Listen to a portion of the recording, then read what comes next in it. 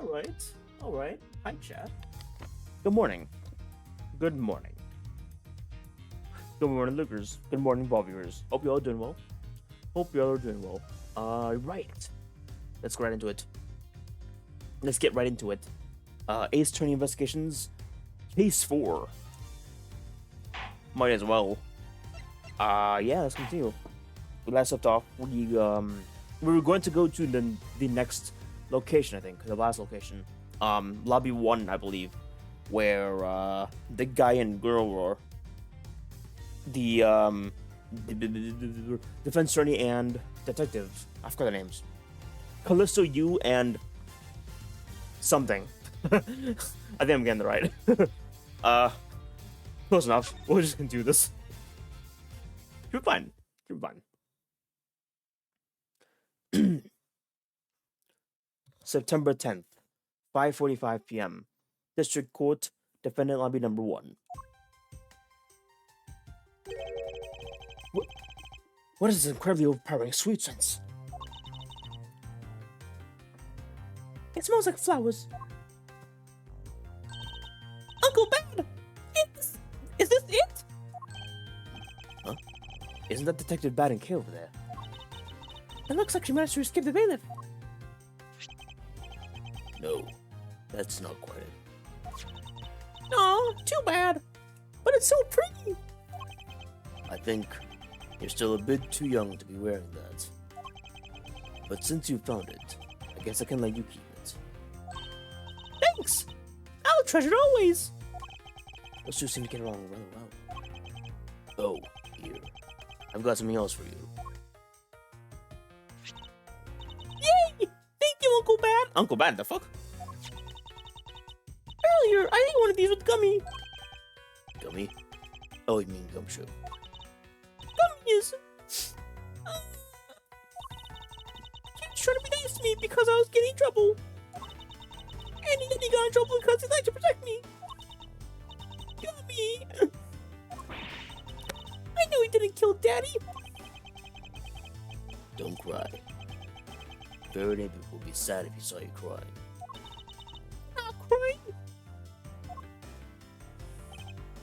Kay? Oh! It's the mister from before and Lady too! Don't you think it would be a good idea to go home for the time being? Now I'm involved in the investigation, so it's for the best of you do. Actually, I'm Uncle Bad's assistant! So I'm related to the investigation. Is that so, Detective Bad? Yeah, I guess. What? You were just scolding us like kids for not to notice the crime scene. And now letting this child run free? Why? People are free to investigate this thing outside the actual crime scene. You also had a few things you wanted to look into. Got a problem with that? I don't have a problem with that. I'm curious as to what Miss Yu was looking into. Uncle Bad! I'm gonna look somewhere else now, okay? Alright. I'm counting on you. No, that's right! Here, mister! Hmm? Yes, what is it? I know Gummy isn't really the bad guy. I mean... So please, find the real bad guy, okay? I won't forgive whoever did this. But in the absence of the perfect piece of testimony and evidence, there's no one else who could really be true culprit than the Detective Gumshoe. Hmm? She wandered off while I was pondering. Oh boy. What an incredibly strong sense of liberty. I fear that most will be I fear that more than being relaxing. That sense may make one a bit heady instead. You put in a special request for that.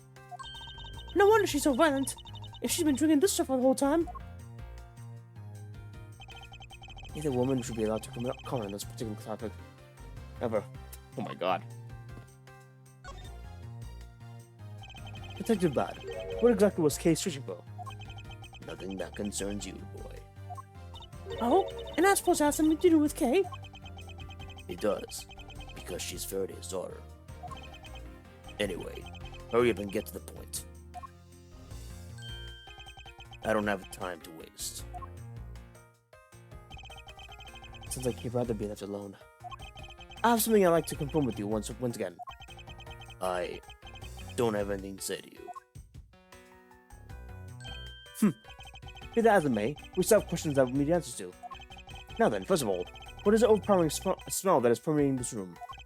Upon entering this room, I thought that I was going to suffocate. That's the ultra-strong perfume yours. She spilled some of it. I was having a bad time of it myself. I didn't think twice and opened the window, but now that smell still is here. Perfume, huh? So the sweet scented air, it's perfume. Well, it's given quite a stench. I bet it's some cheap no-name brand. She said it's a famous brand from overseas. Huh? It's a knockoff. Yes, definitely a knockoff. No disrespect, bud. She forced one of those bottles on me. Here, little girl, you can have it. I was born for much more expensive and refined perfume. Well, seeing as how you just happen to have a spare, I suppose I'll take it. Miles it's worth. You will hold on to this bottle without full feel. Why can't she ever be honest about what she wants? Oh, what the fuck? Why is this evidence? Oh god. What did you do? So now that we have perfume Miss You wears, just fantastic. Is that all you wanted to talk about? If so, I'm going back to investigating. Actually, I still have a few other things I wish to inquire about. During recess. So you were in this room the entire recess? Like I said, I made a call to the precinct to get that big lug down here. But other than that, I was waiting for the research to end up here. At least the story is consistent. Earlier, you said that you were in this lobby with Miss Yu. Yeah, I went into it in the hallway. She said she wanted to talk to me more about something, so we came here. Then what you're saying is that until Detective Gumshoe's arrival, you and Miss Yu were in two different locations. Guess I am. Interesting. Speaking of that lawyer, she seems to have a good dislike for you. Ugh. Let's see. If Miss Yu's the sister of the victim of the KG8 incident. As I recall, Detective Battle was the lead detective on the case. I wonder if the reason for it isn't simply because they failed to guard Cece, but because you were the lead detective on the case. You knew. I also know that today's trial involving the Kodofian Embassy staff member is being referred to as the second KG8 incident. Now then, detective, I believe it's time you were honest with me and told me the truth behind your relationship with Miss Yu and Mr. Faraday and the KG8 incident. If you already know that much, I guess I'd be alright to tell you then. Interesting. Now then, I'd like to ask you a few questions about the KG8 incident. It's not exactly a happy story. Other than that the people who were directly involved, you two will be the first to hear what I'm about to tell you. The honest truth behind the KG8 incident. That's a lollipop? Wait, I thought he was smoking.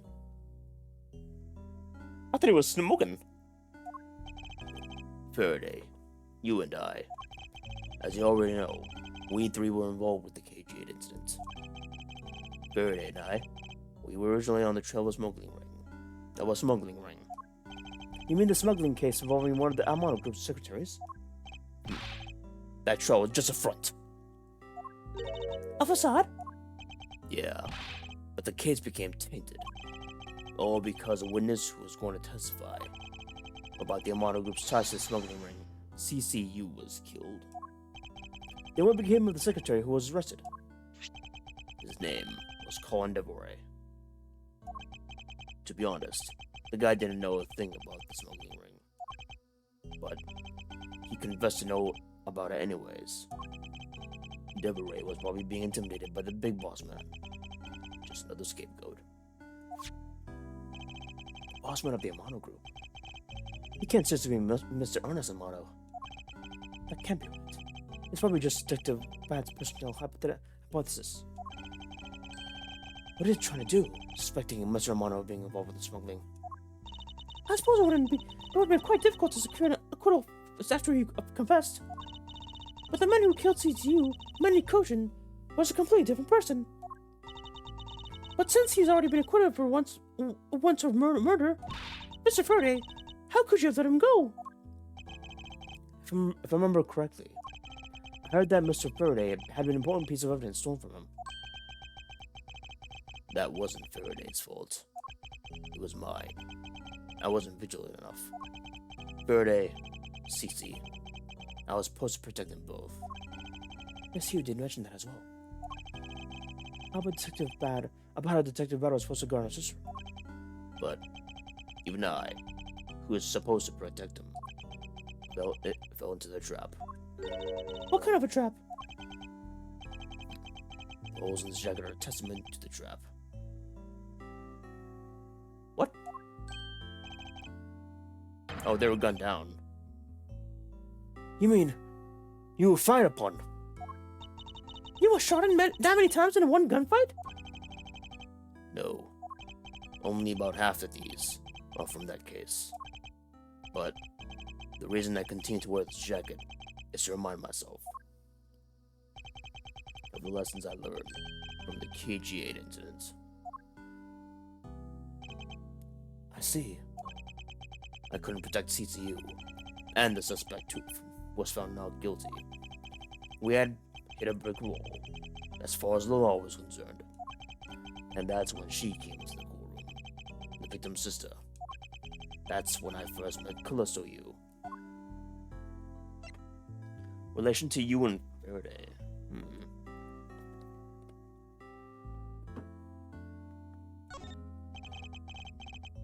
About when you first met Miss Yu.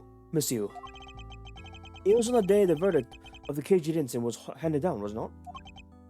Yes. Faraday and I. We apologized to her from the bottom of our hearts. It was all we could do. But just saying you're sorry won't bring my sister back, she said. And then she gave me a hard slap across the face. Well, she certainly had a lot of self-control to suffer just a slap. If it was me, not even 100 lashes would have been punishment enough. I suppose not. You said it herself. That she would never want to see either of us ever again. But after that, you've seen her many times over and over, correct? Yeah. Faraday and I. Even after the AKG incident had come to a close, we continued to hunt down the smuggling ring and got involved with a variety of cases. But it was no use. We cracked so many different cases.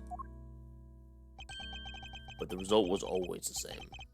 We couldn't find the real mastermind behind the ring.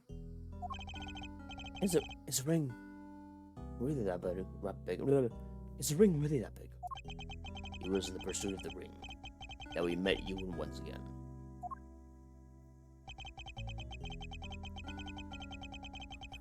It was during another trial related to the smuggling ring. Faraday was a prosecutor, and I, as lead detective, took to the witness stand. She appeared out of the blue as a defense attorney. Her client was related to the smuggling ring, and she was defending them. Her client was related to the smuggling ring, and she was defending them? Yeah.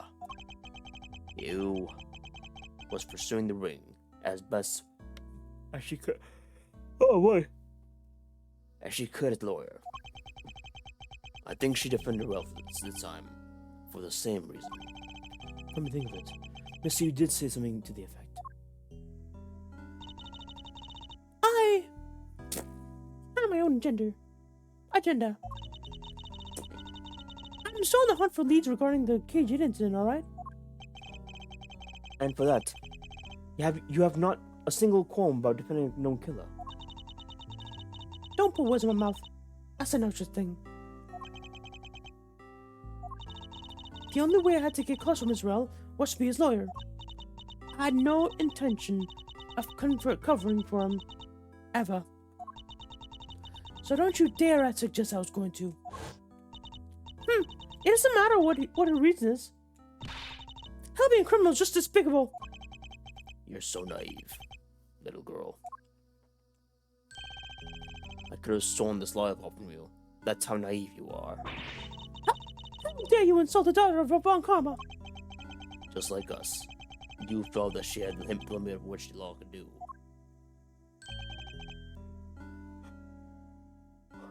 That's all. The law is merely a tool. There's no limit to it, only the skill of the craftsman. You two are still too young. But one day, you'll know what I mean. But enough sidetracking. What matters is that we met you again, in the pursuit of the smuggling ring. That's all.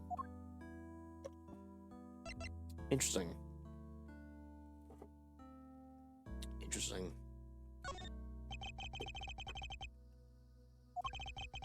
You even seem to know Kay fairly well. Oh shit. For some reason I thought I skipped that.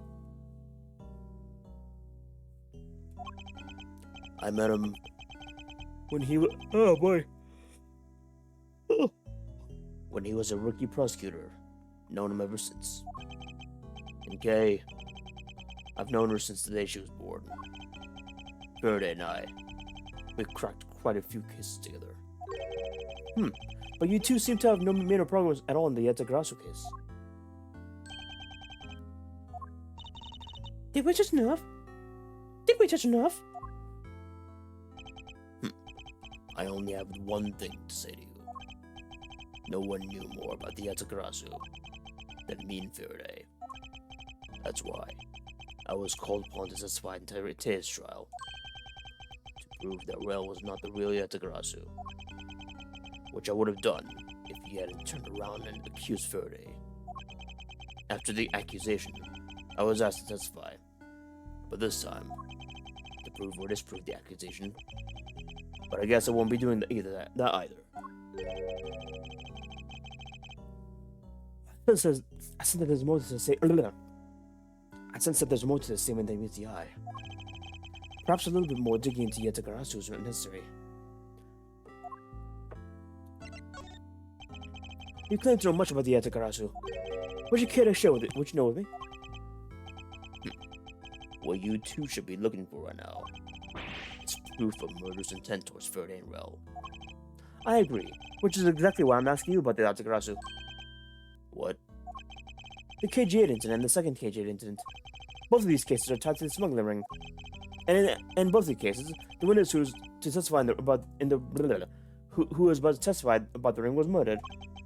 However, there's one point in which they differ, and that is the presence or absence of the great teeth Yatagarasu. Mr. Rail claimed to be the Yatagarasu. However, in the middle of the trial, he suddenly declared Miss Fairy to be the real Yatagarasu. Then, during the recess, they were both killed. Don't you find that to be the least bit odd? Miles, Edgeworth, stop beating around the bush and just spit it out already. I believe that there must be some reason that the two men suspected of being the Yatagarasu were both killed at the same time. A reason? Oh. And so, in order to catch Mr. Faraday's and Mr. Rail's cold-blooded killer, I feel that I need to learn as much as I can about these Yatagarasu. If it'll help you solve this case.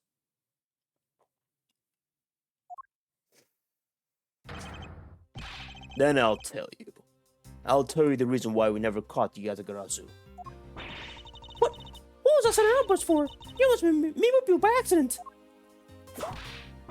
Ugh. Francisca? Franny. Dear sister, please. It's still accidentally with me anyways. There are three main reasons why the Yatagarasu will always be one step ahead. First, the Yatagarasu always know the exact location of the target object. Second, the Yatagarasu always knows exactly how to disarm the security system. Third, the Yatagarasu doesn't leave a single shred of evidence behind. Ever. I see. So those are the Yatagarasu's special traits. Sounds like an incredibly elusive thief. The Yatagarasu has never been caught on tape, never tries to draw anyone's attention, and would never do something as low bros commit murder. That's how I knew that Rail wasn't the real Yatagarasu right away. But you can't use that sort of logic on its own to prove that he wasn't. Listen, little girl, I'm not done talking yet. What's different about this time was that evidence related to the smuggling ring was sent to the police. And the sender was none other than the one who infiltrated the Kodofin embassy, the Yatagarasu. The Yatagarasu sent the evidence? Until now, the Yatagarasu would always publicize any corrupt dealings through the mass media.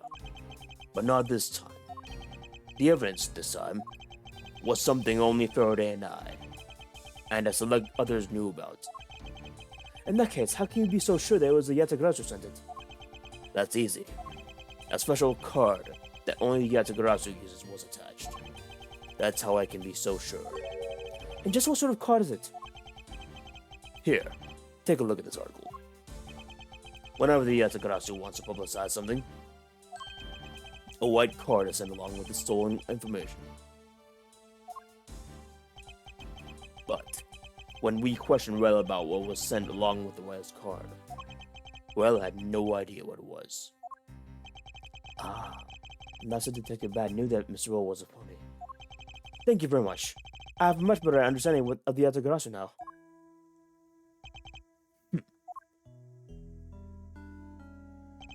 Excuse me, Miss Edgeworth. Yes? His Honor would like to transfer the evidence from today's trial over to you.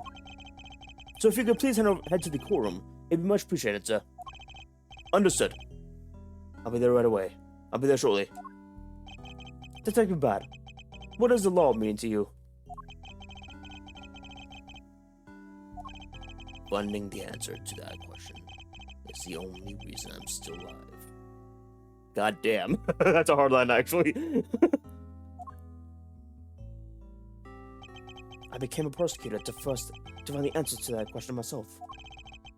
And to play a part in ensuring that all criminals everywhere are found guilty.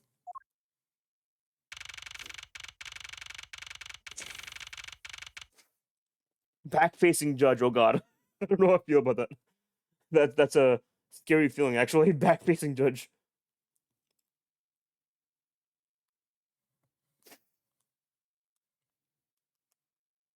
Hi, Tiny. Welcome to stream, Tiny.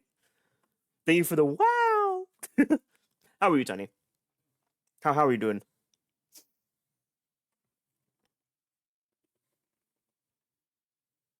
Hold on, give me a minute. Give me a minute.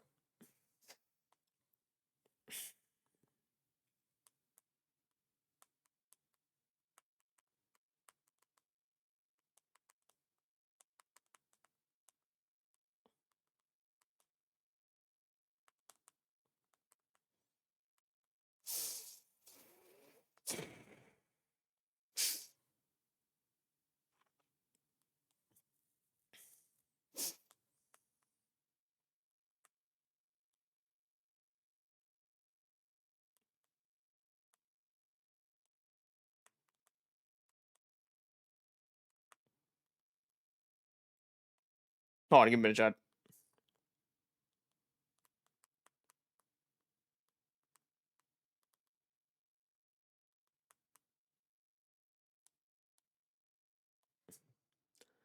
I don't know why I am, though. Been sleeping all day pretty much. Oh, shit.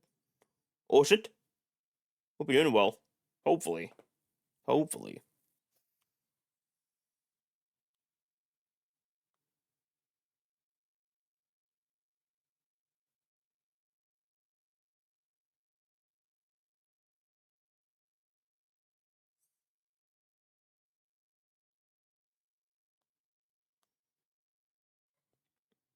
Think it's just depression? Aw. Hope it's okay. Hopefully you won't be as depressing later on. Hopefully. Fingers crossed, Tiny. Woo. Hopefully.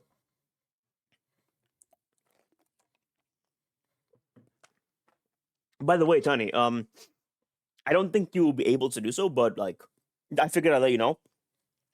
I have launched my Patreon, and apparently a friend of mine has already been already a sub to a tier of the $3 tier. So I guess I'm promoting my Patreon now. I gotta put it in like I gotta put it in like the exclamation mark Patreon on the chat, but I haven't done that yet. So I guess I'll just I'll just tell you right now. It should be in my Discord in case you're by any chance interested in the future. Just in case, or like, you know, if you want to share around. I thought I'd let you know.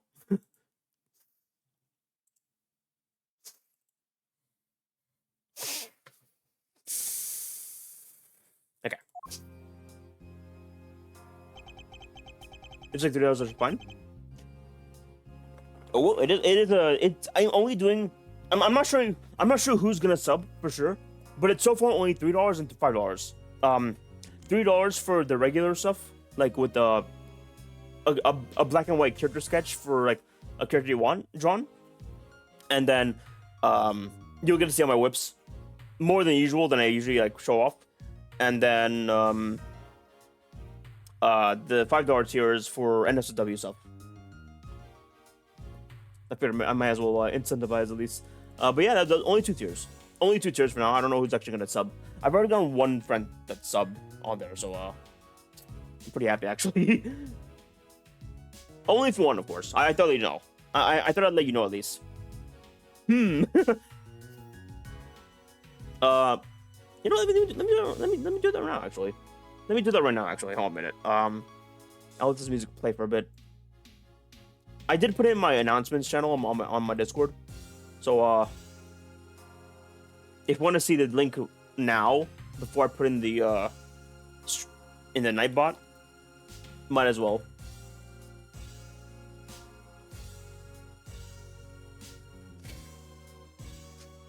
Just take me like a minute though. Hold on a minute. Custom Patreon.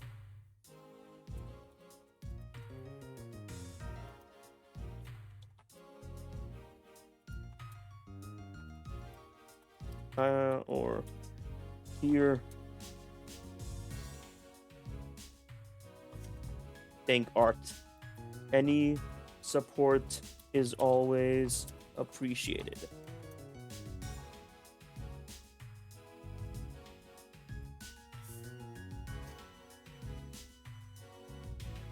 Although conversely, I'm going to see if I can also do like Ko-Fi tiers as well, just for like the option. But I know Patreon's more popular, so I might as well just try and do both at least.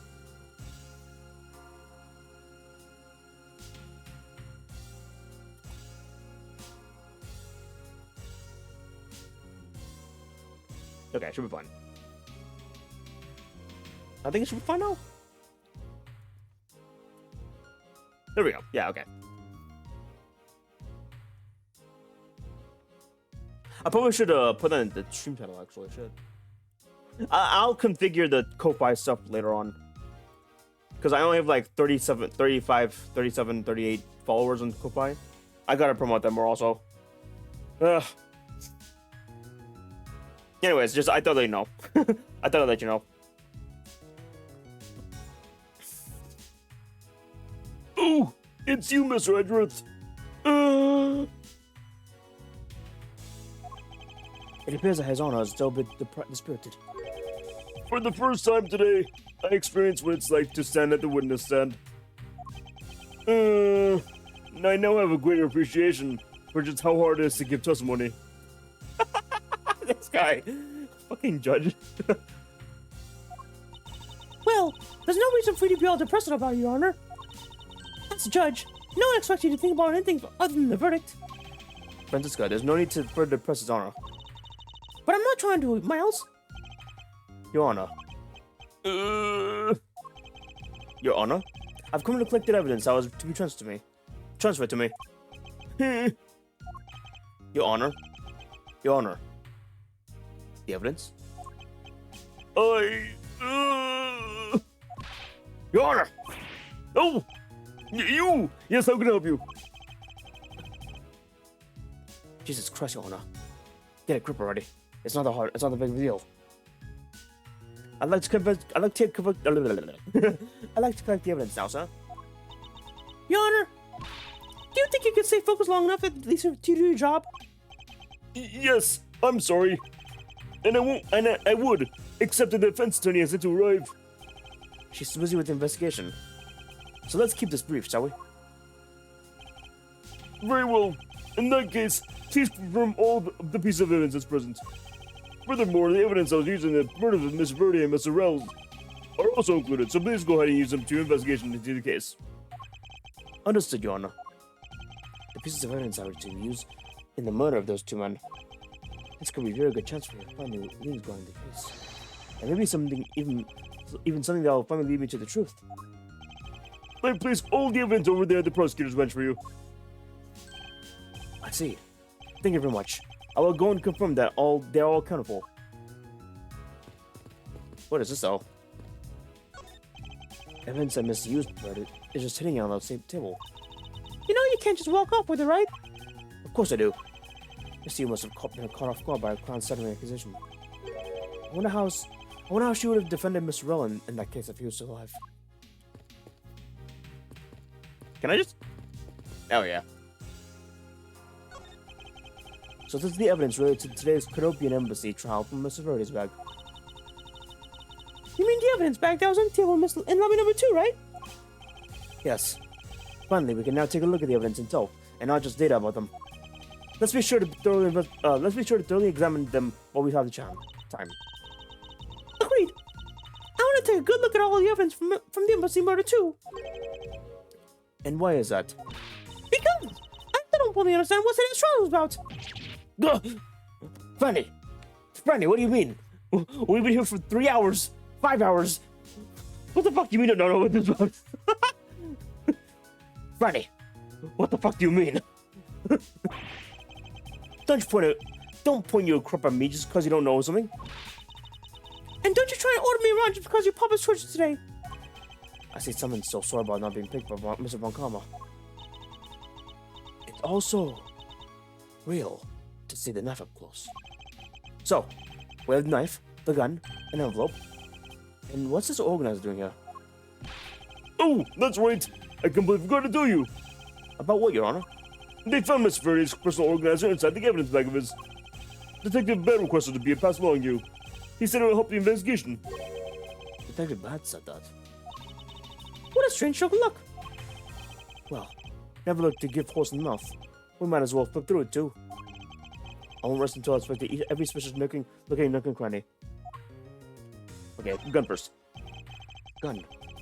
It was originally used to kill the Cadopian Embassy in September. When the crime was reported, the responding police found Mr. Rell still holding it, which led to his immediate arrest. And then, this gun took the original shooter's life. How ironic. Indeed.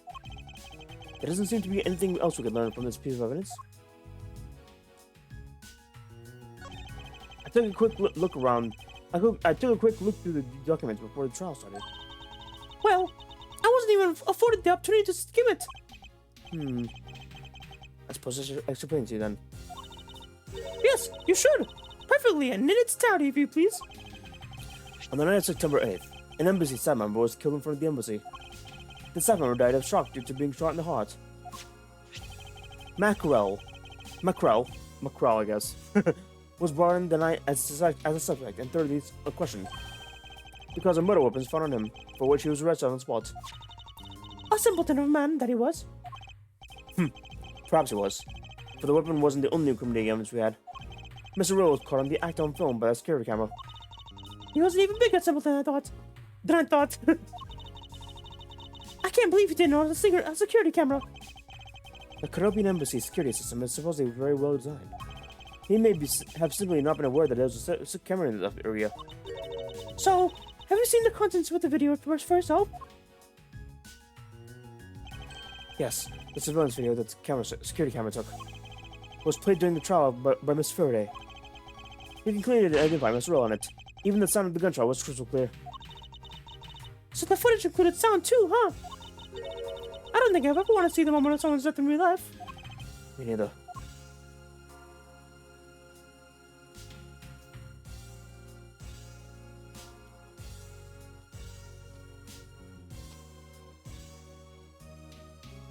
Oh shit, I gotta actually, you know what? Sorry, give me a chat. Patreon stuff.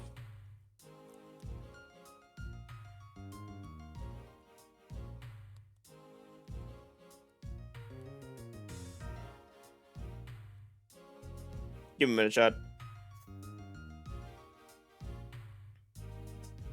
My friend messaged me about it.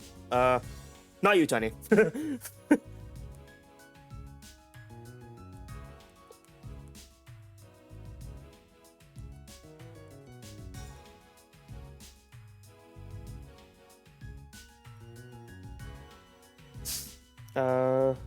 By the way, anyone in lurkers involved or lurking or reviewing the VODs, don't sub via the Patreon app on the phone. It's apparently more expensive on the app because of Apple shit. So, website is preferable for your own sake. Trust me. It's kind of weird, actually. It's kind of weird. I don't know why. That's actually kind of the reason why I'm thinking of also opening Ko-Fi subs. Oh, Ko-Fi tiers.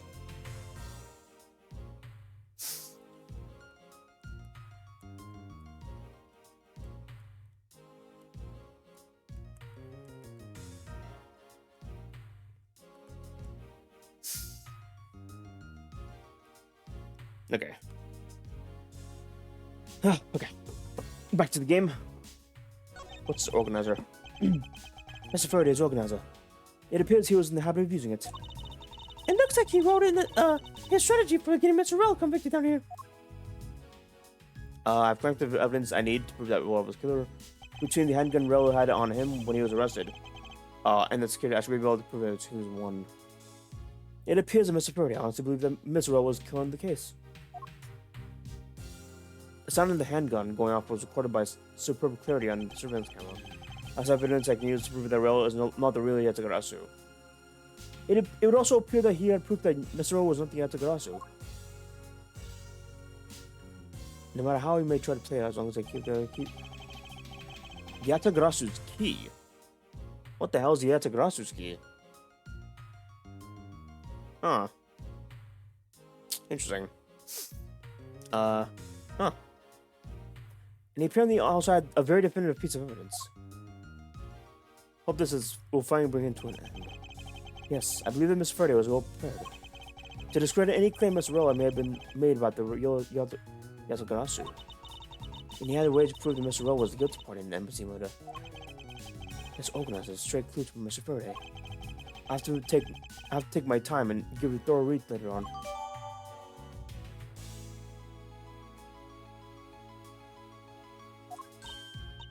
Look, it's a picture it struck between the pages here.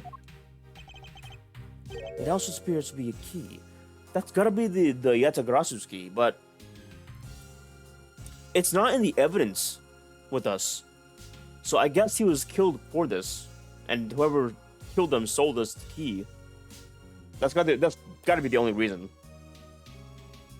It appears to be a key. And rather ornate one at that. Just look at the design on the handle. Craftsmanship of this pub. Could this be the Yatagarasu's key Miss Faraday mentioned as organizer? The Yatagarasu's key? Detective Bad said something earlier. What's different about this time was the evidence related to smuggling was sent to the police. And the sender was none other than the one who infiltrated the Korean embassy, the Yatagarasu. We just saw this. What is this flashback? We just saw this. Okay, come on. Get through the text. We just saw this like 20 minutes ago. For some reason. I don't know why they're showing us again.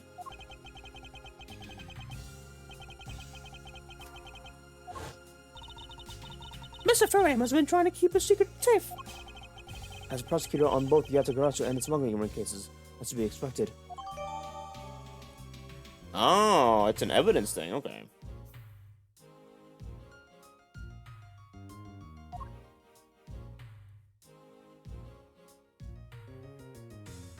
Oh, fuck you. Oh, no way. Wait a minute. Hold up.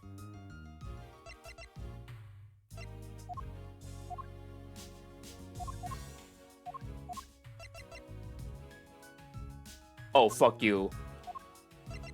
Oh no, it's the same exact pattern. Oh god. Oh shit. Oh no. What the fuck? The knife and the key are the same pattern.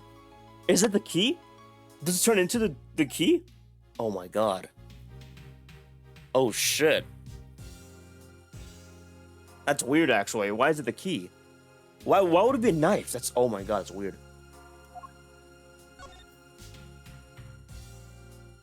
That's absolutely the same pattern. There's no reason it wouldn't be. But why would...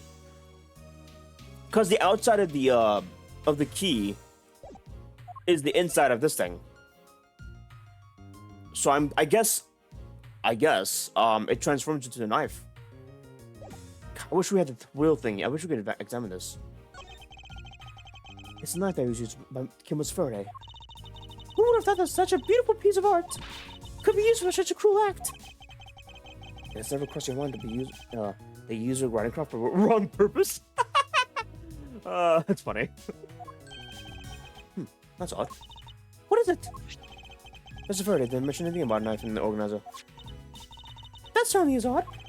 The weapon that was used to kill the Caribbean embassy staff member was a gun. But if that's the case, then where did the knife that was used to murder Mr. Faraday come from? Isn't it obvious? It was brought to the courthouse by Miss Rell. That's the only logical conclusion, right?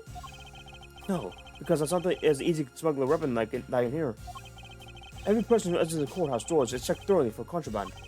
Furthermore, the suspect was handcuffed, making it impossible for him to bring a knife as large as this inside. In that case, how do you suppose a knife ended up inside the courtroom? I need to think carefully here. There's nothing related to a knife in anywhere in Miss Faraday's organizer. However, it is the fact that this knife came from Miss Faraday's evidence bag. Conversely, there's one item listed in Miss Faraday's bag organizer that no one has claimed to have seen today. So in order to solve this mystery, I believe that we'll need to take another good look at the evidence. Miles Edgeworth, can I take the fact that you have yet to answer me to mean that you don't have an answer for me?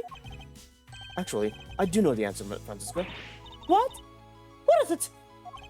One of the pieces of evidence we've been holding has been hiding a secret from his own.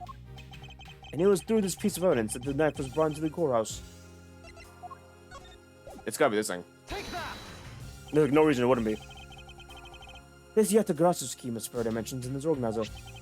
This is how the knife was brought into the courthouse. You're not making any sense, Miss Miles Edgeworth. You just need to look a bit closer, Francisca. See what I mean? Don't the color of the organelle of the key's handle burn you bending? They do remind me of the knife. Very good. Both the Grassus key in the photo and the murderous knife have the very unique design of the handles.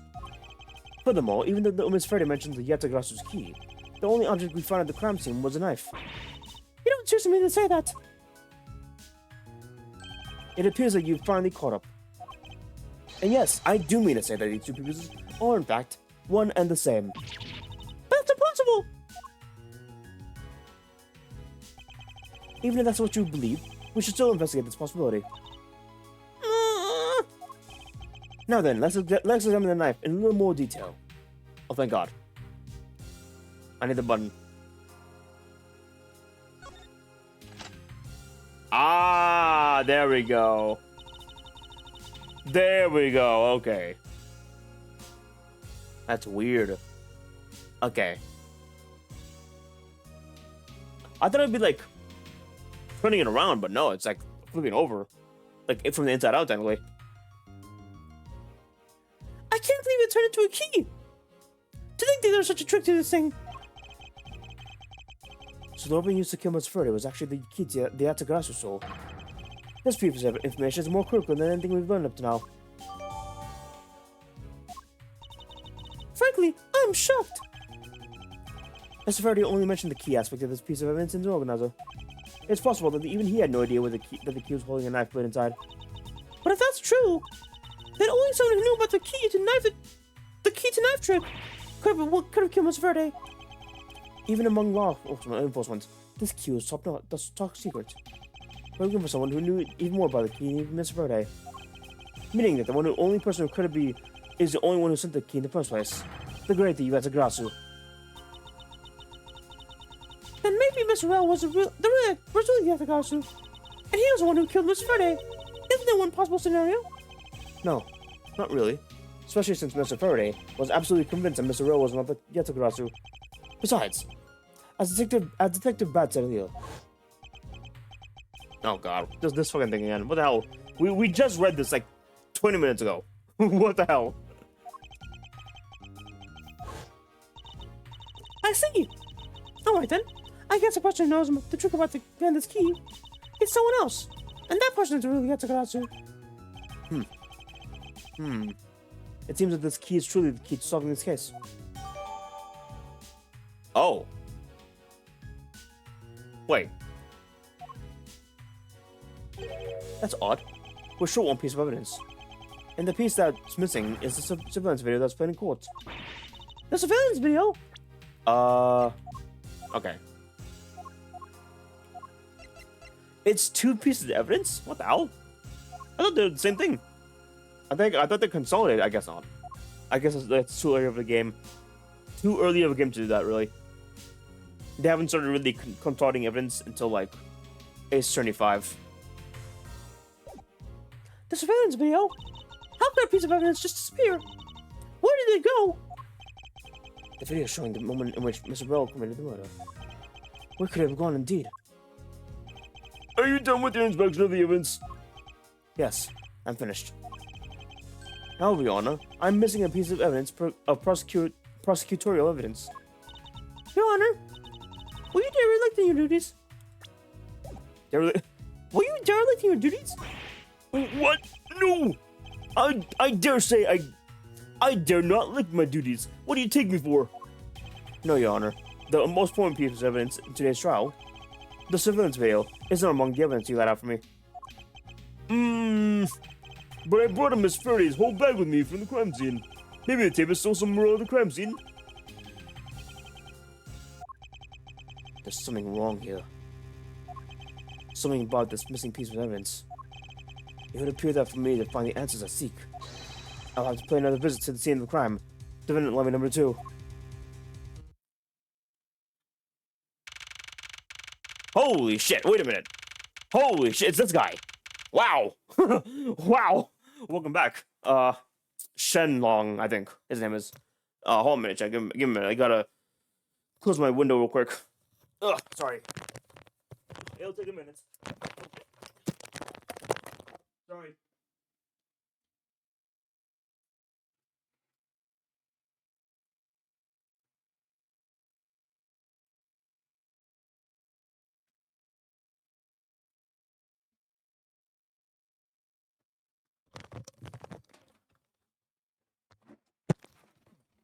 Nah.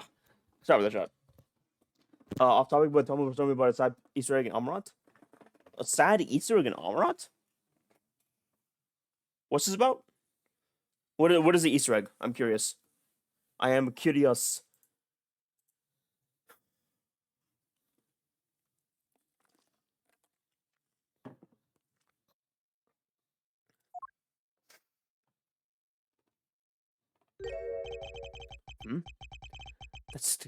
That's Detective Bad. But who's he with? I meant Anatho's final goodbye.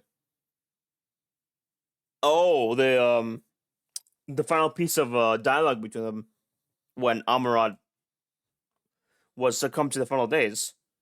That's right. That scene was muted in the flashback. That's right. Yeah, the Sundering. Yeah. Is there actually stuff from in Amaranth? Wait, actually, wait. Before I ask that, is it in Amaranth the zone or like another piece of Final Fantasy 14? I'm kind of curious where this comes from. It's kind of sad, honestly, that whole thing. Oh, God damn.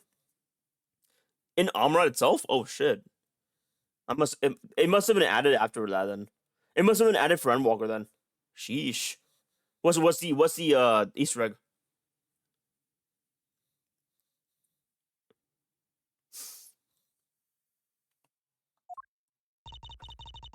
I've never seen that officer before. So, did you find it? Let me see the post. Okay, no worries. I'll wait for it. So, did you find it? No, not yet. And I looked everywhere. I see. Well then, please continue with the search. Understood. I'll continue the search. So you're the one running the show. Prosecutors like you shouldn't even be allowed at the crime scenes. How dare you? Just who do you think you are? So long, bitch. What was that all about? And who's Avengers now?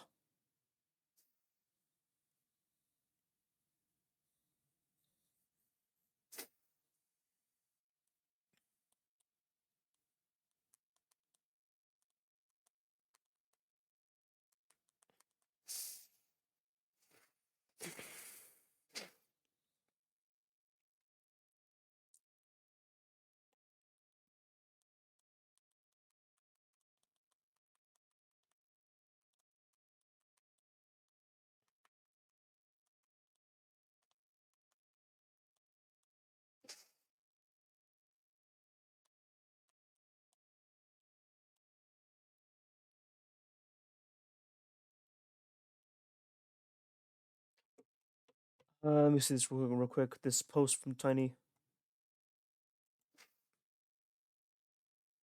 Oh,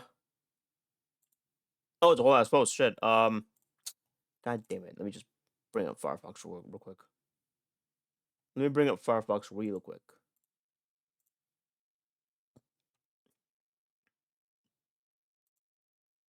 The ghosts of Emmett and Hansel. This was it. What the fuck? On the ramp, two coming from the air down the area. I was looking around and see what it was. I always look around and see what else I can find. I was a Easter egg, but two. There's an information with that. This put the Emmett put this in when you create armor, which further goes to how it was in the past. How Bernie was in memory.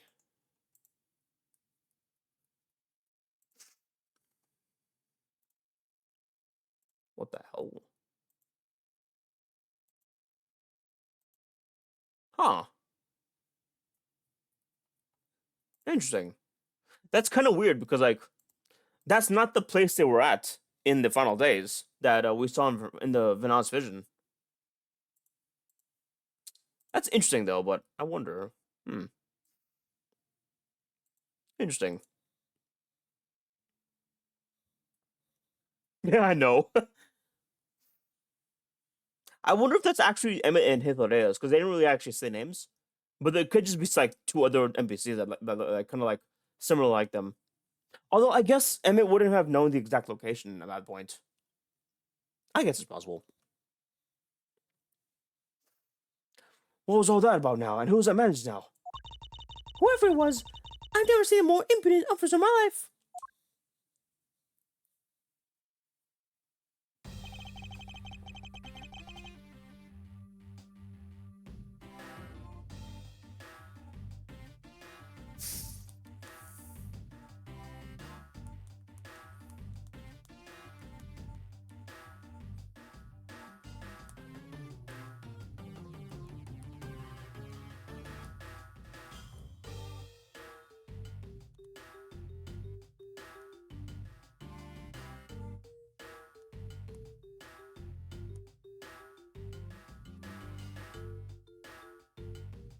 I want to give him a minute, Jad.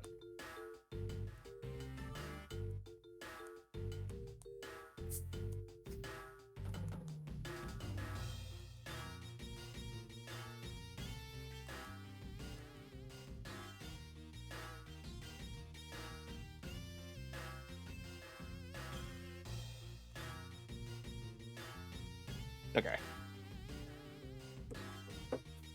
Oh. I'm sorry, Tiny. Ads are gonna start soon. I'll read that in a minute. I'll read that in a minute. I'm sorry, Tiny. Ads are gonna start soon, unfortunately. Does he even know that we're standing right here behind him? I know you're standing right behind me. What do you want, kids? Oh. It looks like you were paying attention after all. Of course I was. I have eyes in the back of my head. Ah, so that mirror isn't for Vanya's sake. for him to keep an eye on who or what is behind him at all times. So tell me, Mr. Detective Bad, who was that rude man just now? The guy who came here from the Republic of Genclaw to study. He's Agent Blank. He's trying everything he can to revive the lost honor of his family. He's traveling the world to study different philosophies of entertainment from scratch. By visiting various police departments around the world, he has a lot of dedication. He's still waking up, but I sense a strong grudge from some sort of him. The guy's more useful than Gumshoe, even if he is rude. Well, he sure has a lot of guts to come to this country and give prosecutors a hard time. I agree. However, I can think of one young lady that statement also applies to. Anyways, what was the agent looking for, Detective Bad? Earlier, that little girl was poking around lobby number 1 as well. Like I said before, it's got nothing to do with the two of you. I highly doubt that it has nothing to do with me.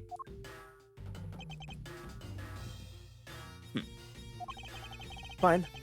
If this is the game that I must play, then I will take this opportunity to draw what he's been hiding, and what happened in this room straight from him. Oh shit. Okay.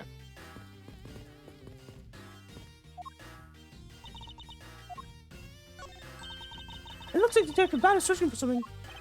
Indeed. I'm curious as to what it could be myself. Maybe I should just ask him. I should just ask him. Thank you for watching Ant Sunny. I really appreciate it. Hope it wasn't too bad, but I appreciate it nonetheless.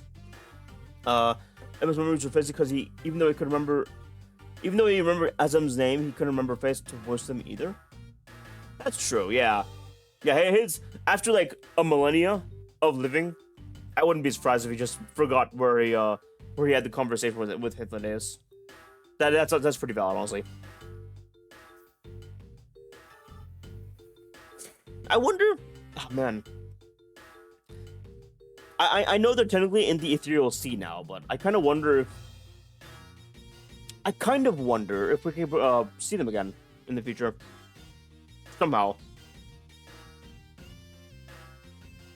I wonder. It'd be cool. Like if for like whatever reason, one of the expansions brings us into the live stream itself. It'd be pretty cool, I think. It'd be pretty cool.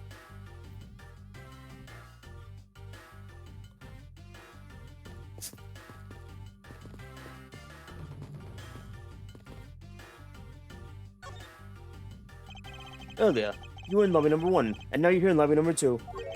You're a quite busy man, Detective Bad. Multiple returns to a crime scene brings about success. That's what we detectives say.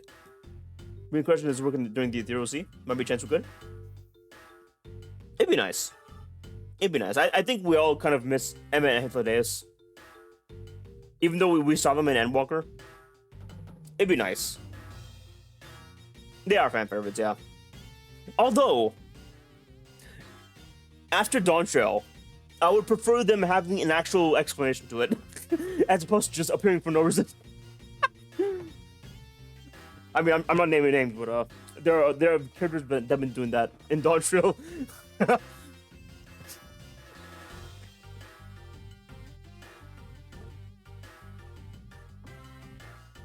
I would prefer good storytelling. Same, to be honest. Hopefully. If they bring him back, that'd be pretty cool. I still think, I don't know if I told you this, honey. I think, I highly believe that the second most talkative person in Final Fantasy XIV now should be Arbert. Because he's with us now, like, always. He is with us now, for sure. We should talk to Arbert the same way that Aang can talk to Avatar Roku in Avatar. Just, like, he can just contact him for advice or some shit. Or just catch up on whatnot. Like, it'd be so good, honestly. It would be so good. I think it's like the perfect kind of thing that we can do with Arbert. Like, be like, hey, what's up, man? What are your thoughts on this? They would be exactly. It'd be cool. They really should do that, honestly. Like, not like all the time, of course. But like, once every expansion or something. Or like a few times during expansion. Like him having like lines every now and then. It just makes sense, you know? It just makes total sense. It'd be great to actually finally assemble the Avengers. And just have them talk to, have us talk to each other for some reason. I'm getting on an Apple 14 tangent. I'm sorry, chat. I'm sorry, Lucas and viewers. Maybe a critical moment to have to make a hard decision. Yeah, something like that. That'd be great. That'd be great to have. I'm sorry again, chat. Getting on an F14 tangent. My apologies. Yeah, that'd be cool. It'd be cool.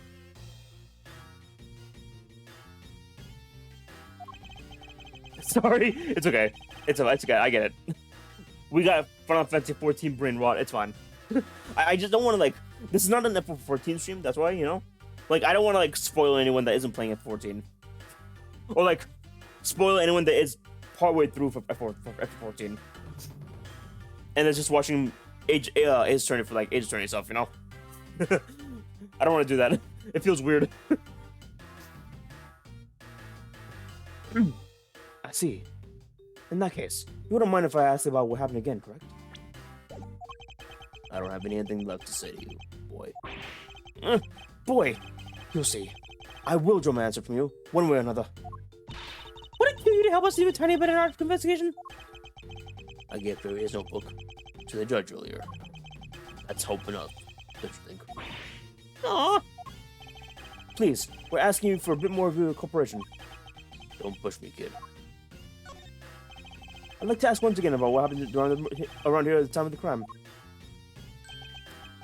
I refuse to answer. Any more investigating you do will be a waste of time. Besides, how am I supposed to answer the questions about things I don't know about? Things I don't know about? But aren't you supposed to know everything? He should. Wait, is it possible? Maybe he doesn't know about the trick behind the piece of evidence. I should try showing it to him. It may prove to be the key to getting some answers from Detective Bad. Yeah. Detective Bad, did you know of the existence of the item in the photograph? Of course I did. It's my job to know everything related to the Yatagarasu case. In that case, let me ask you something. Did you know the knife that killed Miss Verde and this Yatagarasu's key are one and the same? What? That's impossible. It looks like he didn't know after all. He didn't know after all. This piece of evidence, which we call the Yatagarasu's key, is actually a well-camouflaged knife. Mr. Verde was planning to use this Yatagarasu's key to prove that Mr. Road was not the real Yatagarasu. Isn't that correct? I guess so. However, Mr. Verde had no idea that it was in fact the knife. Yeah, I have to admit, neither of us knew about that. And if neither of us knew, then no one in my vision knew either. How do we miss something as big as this? I noticed this since a little while ago. You appeared to be searching for something. I presume that this key is what you were searching for?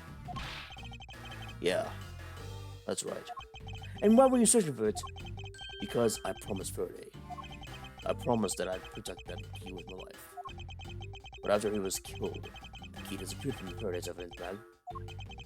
Who would have thought that the key is what took Verde's life? Detective Bad, so that we may find the truth, please testify for me once again. Alright. But it doesn't matter how many times I tell you about what happened. Nothing will change. I don't know about that. Something will change. The murderer of the crimes had to have known about the key and the knife. Detective Bad, I'll ask you to please testify once more about what happened in lobby number 2 and what you experienced in lobby number 1. My answer is still the same. And this is the last time I'm going to do this. That's fine, because I only need this one last time to clear everything up and find the truth about this case. Alright. Rebuttal time.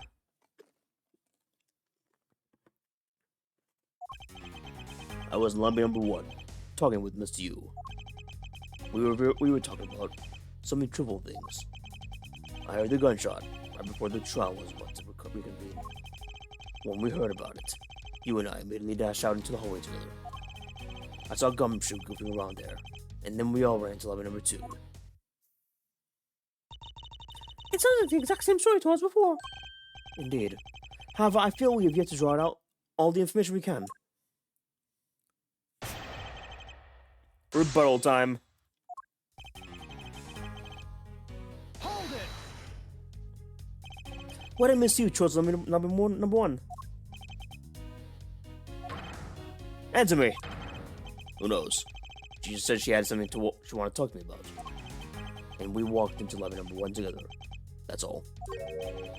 So the answer remains the same as before, see? Hold it! I was hoping you could explain on what exactly you were discussing with Miss Yu. Trivial stuff. It was nothing important. That's for me to decide. Like nothing. Alright, suppose that's for him to decide. That's for him to decide. That's for him to decide. Oh, that's funny.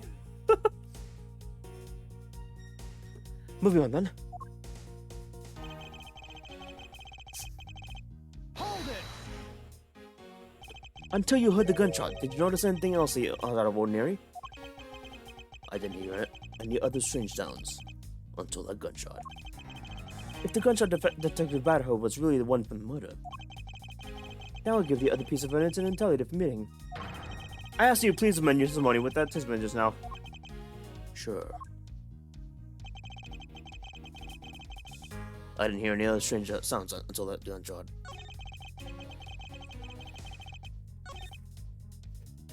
Oh, wait a minute. He should have heard the balloon pop. What the hell? He should have heard the balloon pop. Wait a minute. That's weird, actually. Hold it! Detective Bad, you honestly don't remember hearing anything else? Yeah. Is it possible you were so involved with your conversation with you missed something? I've been a detective for a long time, and even if I were involved in something, I've got quite the habit of keeping tabs on everything that goes around on me. But there have been some other strange sounds. You can be sure what I've heard it. I suppose it's detective. It's probably likely. So, the gunshot. Hold it! And why did you two of you dash out into the hallway straight away? Because we clearly heard the gunshot, sound of a gunshot. And we knew it came from somewhere nearby. And how did you know that it was a gunshot? In my line of work, you hear them enough to know. I suppose it was only natural for a detective to know what a real gunshot looks like. But given the circumstances, the only person that could think whose life would have been in danger was Ferde. That's why I ran into the hallway right away and headed for where he was. Hold it! Detective Gumshoe was in the hallway? Yeah. Why didn't you attest to that earlier? When I saw Gumshoe, it was after I heard the gunshot. Having seen him then didn't change the fact that he still could have done that deed. Ugh. It sounds exactly like what Detective Bad told us before.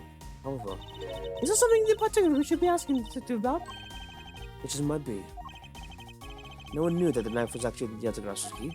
Reflecting on that, perhaps there's other things that we know now, but Detective Bad doesn't yet.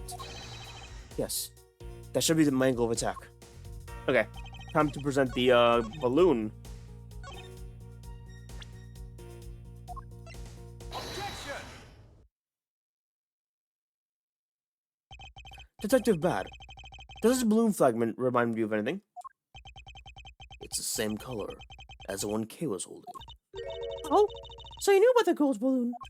Yeah, I was sitting with her up in the gallery.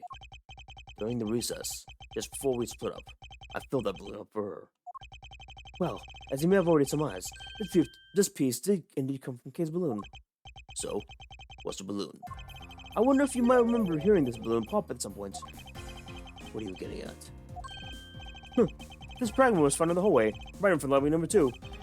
Furthermore, it was the sound of this balloon popping that the judge took as a gunshot. Oh.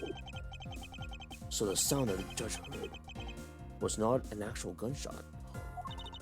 On top of that, His Honor said that you heard the balloon pop about 20 minutes before the patrols was reconvened. Yes, which means that His Honor heard the balloon pop in the hallway when you were in lobby number 1, Detective Bad. And if you were in lobby number 1 at the time, you were close enough that you should have heard the balloon popping as well. So?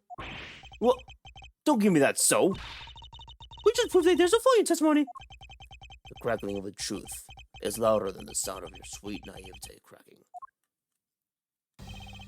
And since you kids don't seem to know, let me fill you in on something. Did you ever stop to think why the doors and walls of this place seem so rugged? That's because they were designed to keep secrets from being leaked. What is that supposed to mean? The doors and walls are super thick. The window panes are double layered. To top it all off, even the curtains are made of special sound-absorbing material.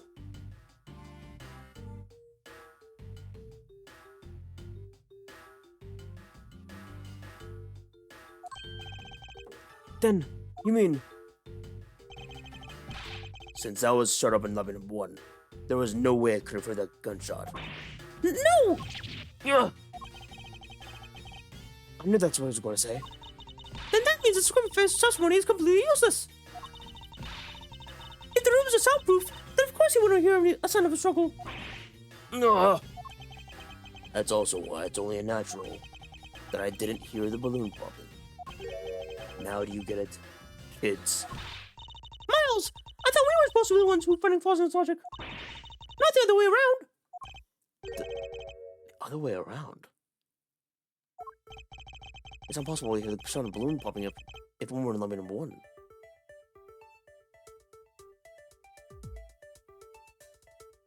Then how did you hear the gunshot then? Wait a minute. Yeah.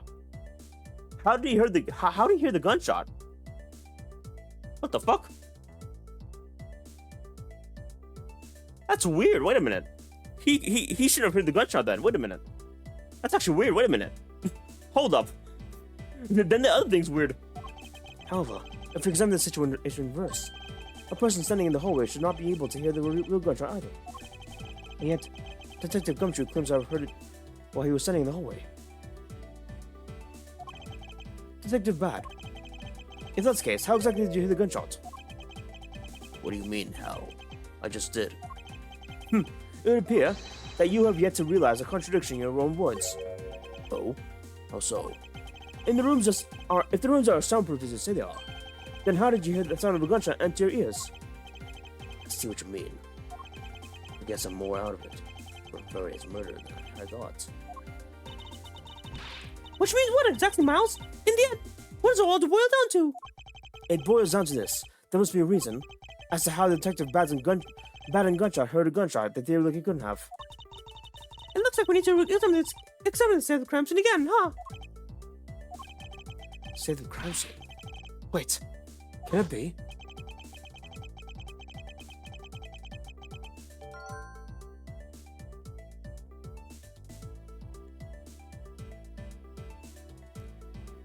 What the fuck?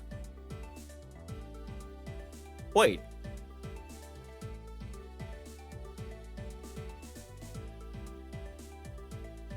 Oh shit, it's you. You killed him. Callisto, you killed him. For sure now. 100%. It's gotta be her. She's filled on ball on purpose to imitate the gunshot. I get it. Okay. That makes sense. Okay. I was kind of suspecting her, but like, now this is confirmation. For sure.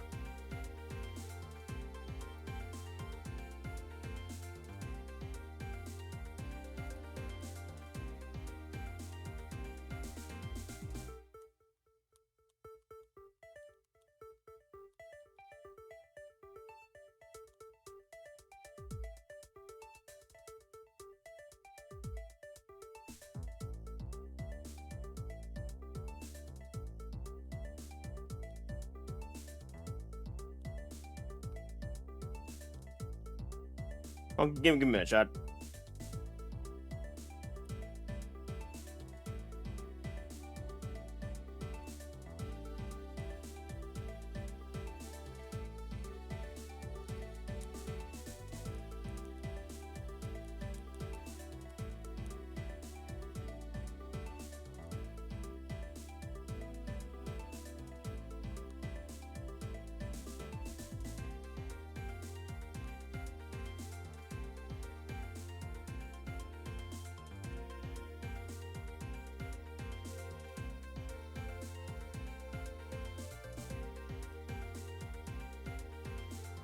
Oh, okay.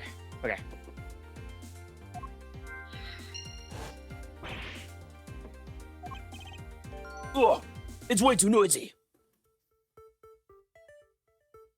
Incredibly high volume.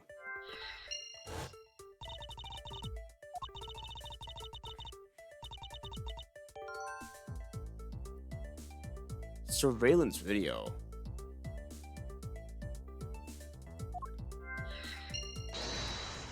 Logic time. Okay. Okay. I think it's safe to do the safe to do television and missing evidence. What? What the fuck? Okay, maybe I'm wrong with that. I'm definitely wrong with this.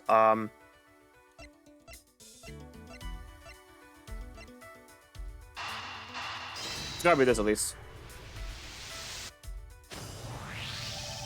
Simply not possible for the killer to have escaped through the barred windows.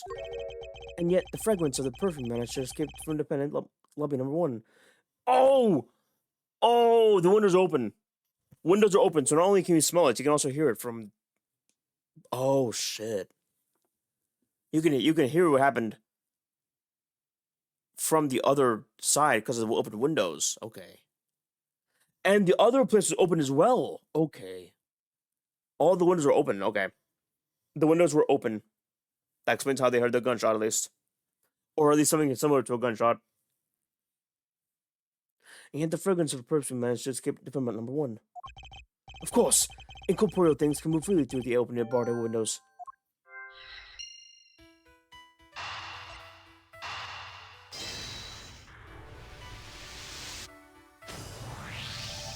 Now then, what else besides a small can both go in and out of an open barred window? The answer is sound. So no matter how carefully the killer was, if the windows were open, the jig would be up. And since the windows were in both defendant lobby number 1 and the hallway open, that explains how the sound of a gunshot could be heard in both locations.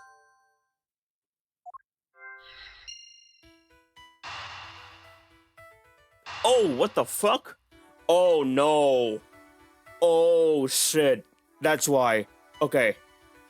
The surveillance video was taken and inserted into the TV at a very loud noise. So when the surveillance video of the gunshot was heard by the TV, then everyone can hear it. Meaning the actual time of the death is not that. It's not that. That's not the actual time of the death.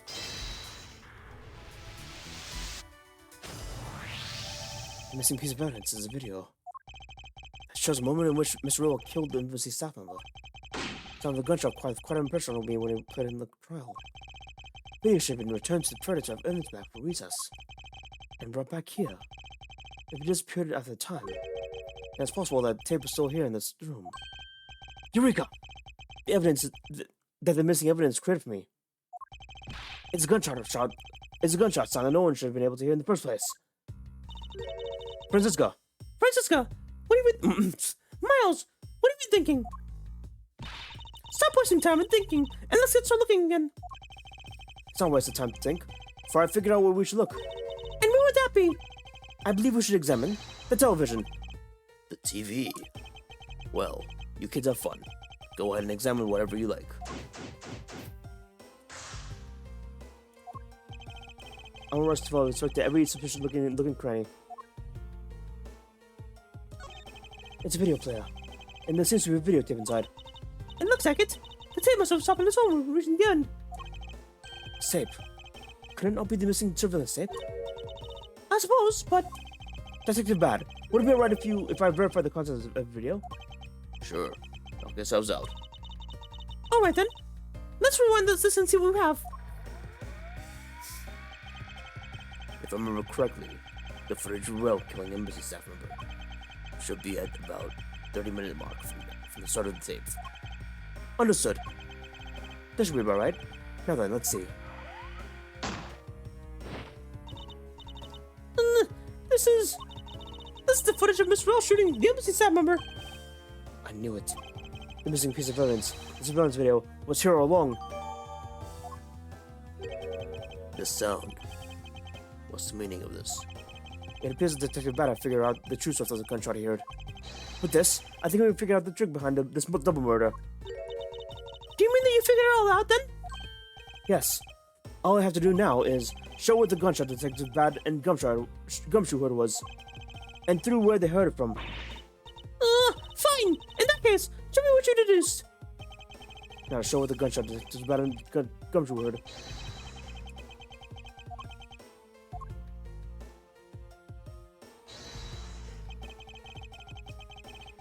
Oh boy. Where's that tape? Eureka! This piece of evidence. Oh my god, why the fuck didn't that... Why didn't that work? What? Why didn't that work?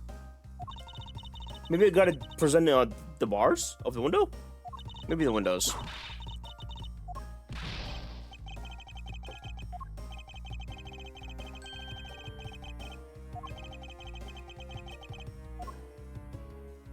Let me save real quick, so I don't use up any more stuff.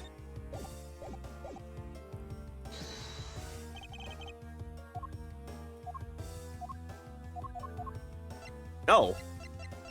Okay. Windows it is. Eureka! It's the door and windows of the crime scene. Namely, this room that we're in were closed. The killer could have used a gun and no one would have been able to wiser. That's true. This courtroom does seem to be well designed for such a thing, as it were. However, what happened in reality was Detective Gumshoe, Detective Bad, and Miss Yu. All three of them heard the gunshot. Well, the windows lobby number 1, number 2, and the hallway were open. So naturally, the people in those locations could hear it.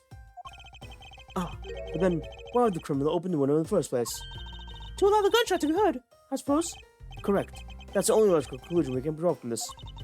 But why was it necessary for the first place? I want a real answer, Miles. I demand satisfaction. Very well. I believe the killer wanted to manipulate our perception of certain fact. He wanted to manipulate the time of death, when the crime took place. The murder weapon. The crime scene. Let me do the joke answers before I forget. let me do the joke answers.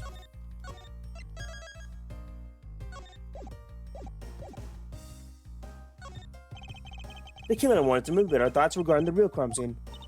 So you're suggesting that the real killing really took place in a different location? Yes. In that case, would you care to explain to me how someone was able to carry 2 adults' male body all the way here without anyone noticing? Thinking of that script face in the hallway the entire time. I believe you just created your own contradiction, Miles. Yes. Well, I suppose a mistake is a mistake. However, the real... The murder weapon. The killer wanted to manipulate our thoughts regarding the murder weapon. Miles, we already know that the murder weapons are genuine. The forensic scientists have already proved that. Made a really bad calculation. Okay, let me just save that. Let me save. Let me reload.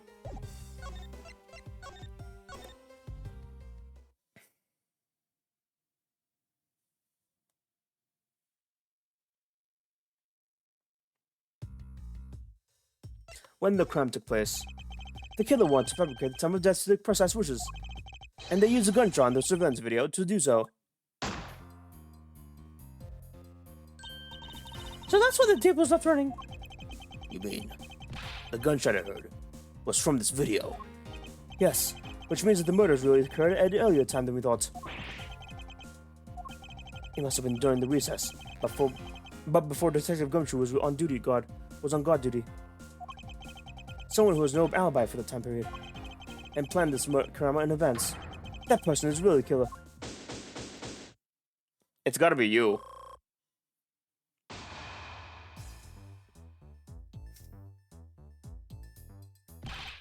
Mr. Edgeworth!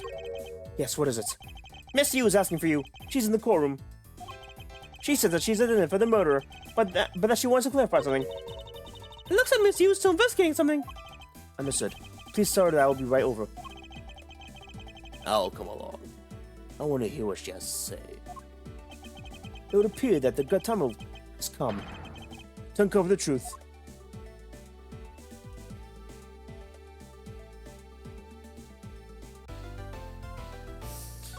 Alright, last leg of episode 4 of the 4th case. Confrontation, former Callisto Yu. Oh, there's 2 parts, okay.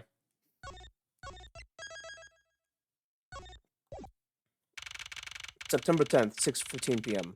District Courtroom, Court number 3.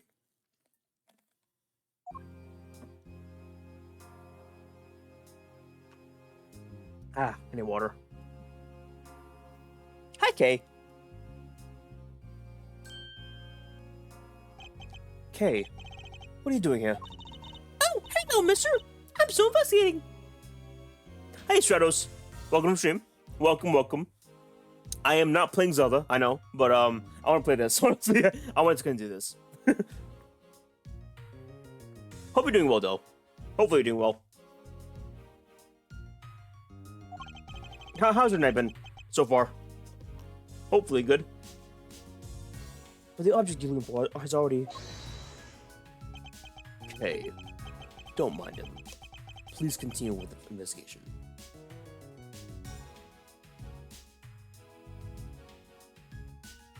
Farewell, you're the cat too?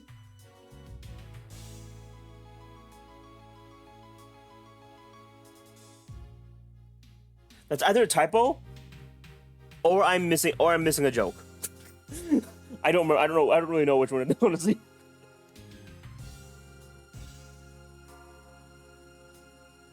Oh, Elgato. I wasn't thinking of that. That makes sense, yeah. Just doing some things? That's good. Hopefully good things. Elgato. I gotta go to like a Walmart eventually. I'm probably gonna go to like Walmart tomorrow, cause I'm gonna go to a friend's house to hang out, like the day, for the day. So I might just go to Walmart and get a can of air tomorrow while I get the chance. I might before I get to my friend's place. By the way, Stratos, in case you're interested, I have opened up a Patreon. I've opened up a Patreon for like $3 and $5. In case you're interested in supporting me more. But if not, then no worries. I'm just saying because like I already have a friend that's sub to a tier, so I might as well promote it. If not, then no worries, I get it. But I figured I might as well mention. Okay, you got it. Detective Bad, haven't we already found what we were looking for? If it means I can keep her in the dark just a little longer, any little task will do. Oh, you're more sympathetic than I thought.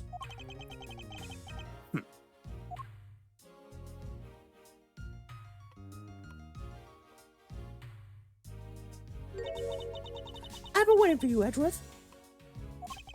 I've also been waiting. The moment in which we have confronted the latest case arrest. The moment in which we confronted this case arrest? Wasn't that when we placed Detective Gumshoe under arrest? I think we've more than solved this case already. Don't you think? How's shooting been? It's been okay. It's been okay. Kids haven't been really coming nowadays, so it's been like kind of not as busy as before, unfortunately. Definitely gonna have to look to a more stable job soon, honestly.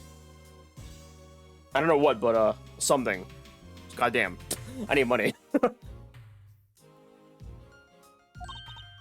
We'll see.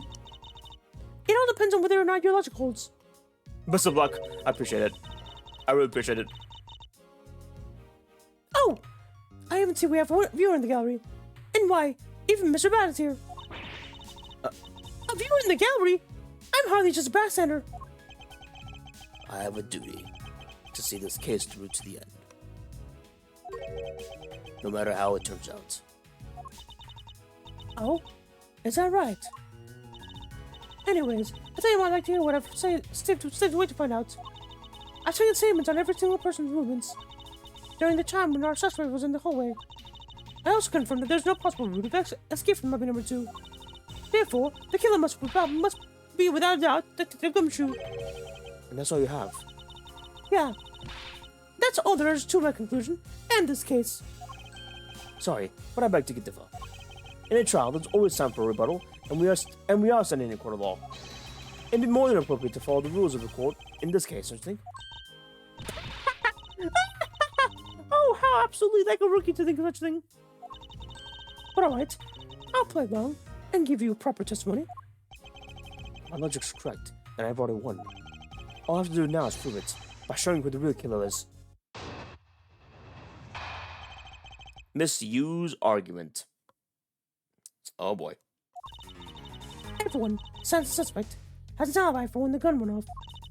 Furthermore, the areas in the comes from have been thoroughly investigated, right? I also confirmed that there's no possible escape route from lobby number 2, which leads us to one unshakable conclusion that Detective Gumshoe is the killer. She's mega sus. Now that you have your testimony, I expect a good rebuttal, Edgeworth. But of course, there's no need to confer logic head on right now. I should instead focus on drawing out any trump card she has on her sleeve.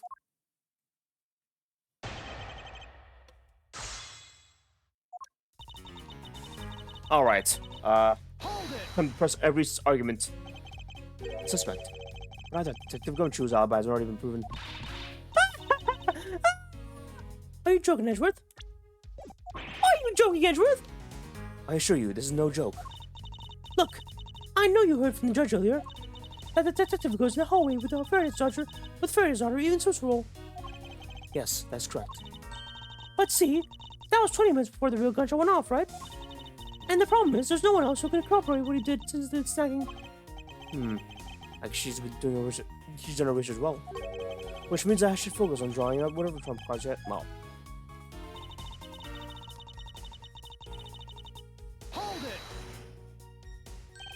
Whether they have been thoroughly investigated or not isn't for me to decide. That scrunched up eyes, eyebrows and lines on your forehead are back.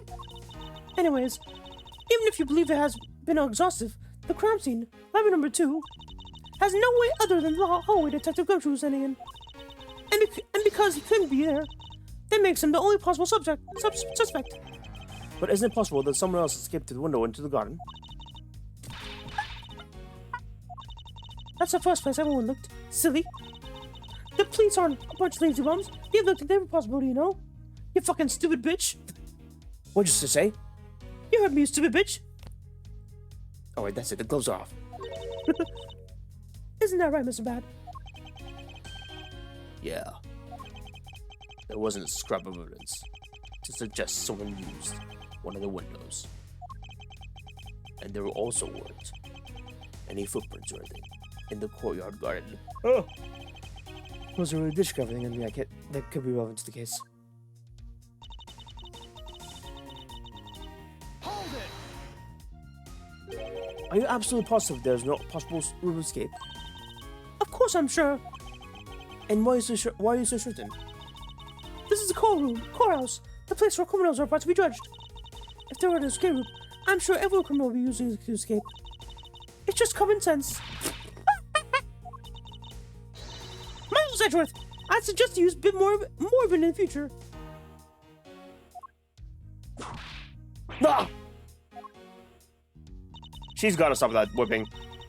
She's had that whip kink ever since she was like 14. It's kind of weird. Hold it! You may think it's unshakable, but to me, there are still too many unanswered questions. For example, who is that place the gun in Miss Faraday's hand? But you're still the only one that's wondering that. Detective Gumshoe probably had no idea which hand Miss Furry used to write with. Even if you know someone, it doesn't mean you'll know which hand you write with, right? I mean, I certainly don't care about that sort of thing.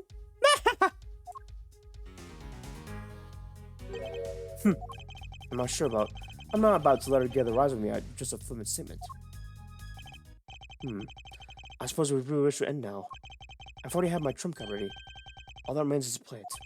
But before I do, I think I should inquire something into our argument. You said earlier that you confirmed the alibis of every single person other than the suspect. However, I don't recall either Francisco or myself speaking with you about the subject. Ah, but there were witnesses. For you, there's a mentor to give you an alibi. I see. As for little Miss C, she came to the courthouse during the courtroom during the recess. And that was stopped by a security guard at the door to the hallway. She gave quite a whipping for that, or so I heard. I'm daughter of Manfred Verkama, and I will not be forcibly stopped by a guard or a bailiff for anyone else. Wait, so basically, the only reason Francisca wanted to show up today was because she found out that I was to be the principal prosecutor. By the way, Miss you. What about everyone's album report detective going through was assigned to guard duty? What about them? Have you looked into what people were doing during that span of time? What idiot do you think me for? It doesn't matter whether the kill went to not limited to. From the time we heard the gunshot, to the time when Miss Bat and I were out on the scene as we dashed from lemon number 1. The only person who could have committed the crime was Detective Gumshoe. Yes. Let's talk about when you and Detective Bat heard the gunshot, shall we? I suppose that if we go by your logic, then Detective Gumshoe is the only one.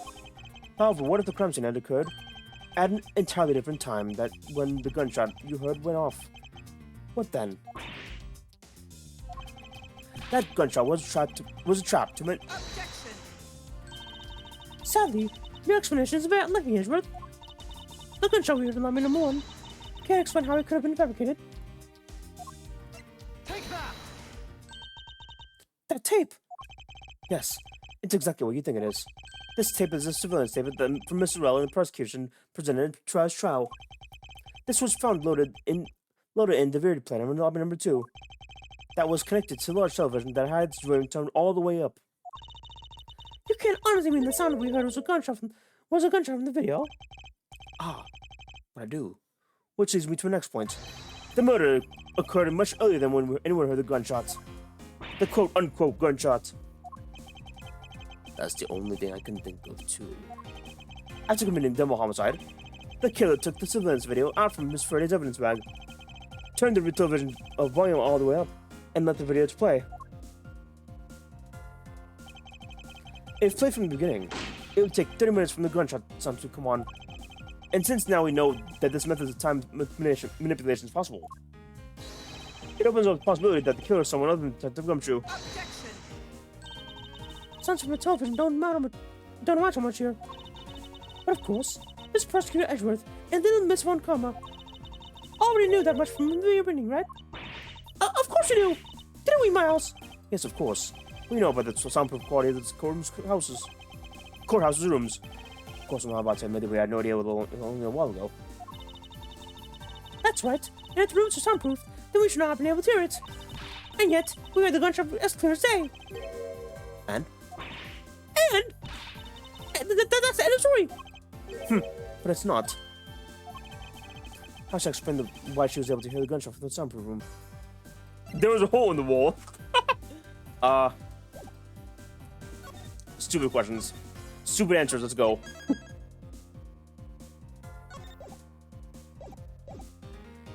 There was a hole in the wall. There was a hole in the wall. Miles, I don't think that such a hole exists. Because if it did, I think 2 of them would have noticed crime going on next door. That's exactly right. Besides, if there's a hole to be found, it's probably in your logic. I was just thinking the exact same thing. Whose side are you on, Francisca? Anything?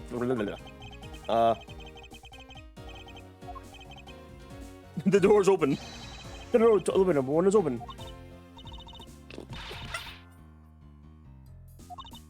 You really love to make me laugh, don't you? Sorry, but the door number 1 when Miss Bad and I were close sight. Isn't that right, Mr. Bad? Yeah. But was I mistaken? Miles Edgeworth, do you have something the name of Okama? That logic just now was unforgivably bad. Ugh. Okay, let's reload and present the real one.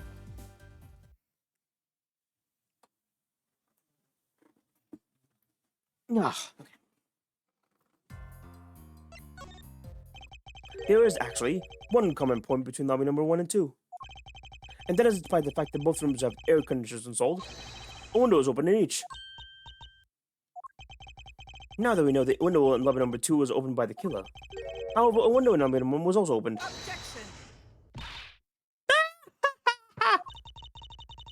It's probably just a coincidence that they were both open at the time. It was no mere coincidence, I assure you. Why was the window open in lobby number 1? The answer is that a certain person did something to cause a window to be open. And the person who triggered that action, that person is really the guilty party. The real killer in this double murder is... Take that! Miss Callisto Yu. I hereby formally indict you of the murder of Miss Ferda and Miss Rel. What? You indict me? You indict me? Are you serious, Miles? What do you think she's a killer? I don't understand her motive just yet. But of course, I'm serious. Because she's the only one who could have done it. Well, Miss Yu, do you still feel like acting now? Of course I do, Edgeworth. My room must not be tight enough yet. Although, I never thought things would respond to this. But how do we know that I enjoyed the dance quite a bit? I guess it's time for me to my own rebuttal now, right? Okay.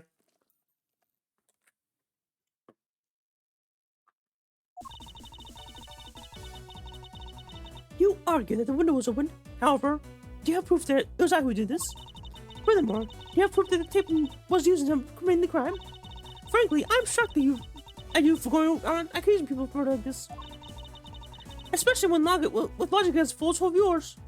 As full of holes as yours. This is where the real starts. I mustn't let my guard down for even a second, or the truth will blow away. Now is time to put the planet of our perfect proof to the test. Mrs. Yu's rebuttal. Hold it! Evidence? All I need to do is have some prints analyzed and we'll know straight away. Be my guest. She sounds as though she has the room to maneuver, which means, even if we were able to look prints, they'd only show there was someone else. But why that someone else was forced to open the window? That's simple logic. Why don't I trust prints on the two events? I have nothing else to lose. What's wrong? The squinchy eyeballs, 104, they're all back! More importantly, are you going to be okay now running your fingerprint analysis? Yes, I'll be fine. Oh, well in that case, I'll just continue with my testimony, alright? Hold it! I thought I'd prove that. I thought I'd just prove that I was. Sure, you proved that the tape was there at the scene of the crime. However, that doesn't prove that it was actually used in the scene of the crime. Unfortunately for you, Miss Yu, that fact that the tape at the scene of the crime is itself very important. How so? By the very existence of the tape at the crime scene, it proves the possibility of the one of the crime scene could have been fabricated. And that possibility alone renders it all alibis and witness reports irrelevant. Basically, it means that we will need to re-examine every person's movements again.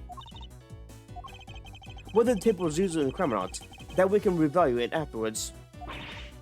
So in conclusion, you're admitting that you can't prove that it was at this point. Okay. I guess I gotta present the perfume bottle at the first statement. I guess. Even if you're shocked, that is of no concern to me. I do things my own way. Oh? I see that you're not laughing, for a change. Because I'm shocked. Again, you being shocked is of no concern to me. Let us continue with the testimony. Alright. But if you let me just say one thing, you shouldn't go around accusing people. Hold it! Full of holes. Well, I suppose it might be. Oh, admitting to your faults now, are we? At this point in time, is what I meant to say.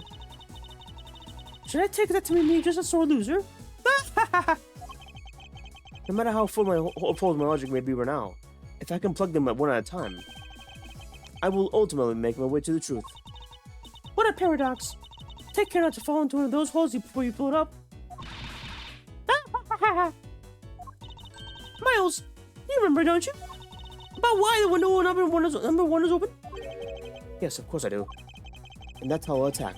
I'll present the reason why the windows had to be opened. Let's present this model. Objection! There we go. I'm sure you've seen this before, haven't you, Monsieur? Ha! Mr. Edgeworth, I never knew you were into that kind of perfume. It's not exactly what I'd recommend for boys, you know? Well, this isn't mine. That's right, it's mine. And I received it from Detective Bad, you see? Monsieur, you can pretend all you like, but we know at least this much for sure. That you were the one who gave this bottle of perfume to Detective Bad. And that yours so easy to roll up. So, what about the perfume? While you were in lobby number 1, you made a big show of spoiling someone else's perfume. And that's according to Detective Bad. Yeah, you're right. I'm gonna have to nap more. Have a good stream. Thank you, Tiny. I appreciate you here. I appreciate you being here. I hope you nap well. Hopefully. Sleep well, please. Hope you sleep well. Take care, Tiny. Oh, I know. You also knew that he exploded. He naturally moved to open a window. Objection! Come now. I've already told you that was just a big coincidence. After we opened the window in lobby number 1, I just left it open, you know? So maybe it was just double luck that we heard the gunshot through the window. Objection! Tell me when you were going to spill the perfume something you could control. And the most important fact about this case is when people were made to hit the shot. Furthermore, it would have been pointless if you didn't have an alibi for yourself at that time. You mean? Monsieur, you were the one who called Detective Bad into lobby number 1, when you saw him bring Detective Gumshoe into the hallway. Is that correct? All of today's premeditated events could have only been thought up by you, Monsieur. Ha ha ha! You accused me of murder on the fact that I spilled a little perfume. Well, let me just say this much. I couldn't have killed Mr. Faraday. But you can't testify as to why. Ha ha ha! Look, I've had long fun today, really. But I grow weary of this game of cat and mouse. Let's make this last testimony and wrap this absurd case once for all. Last testimony. Alright.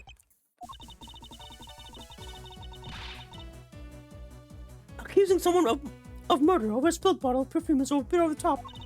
Because I suppose forgery of events is to be expected with sample Von Kama.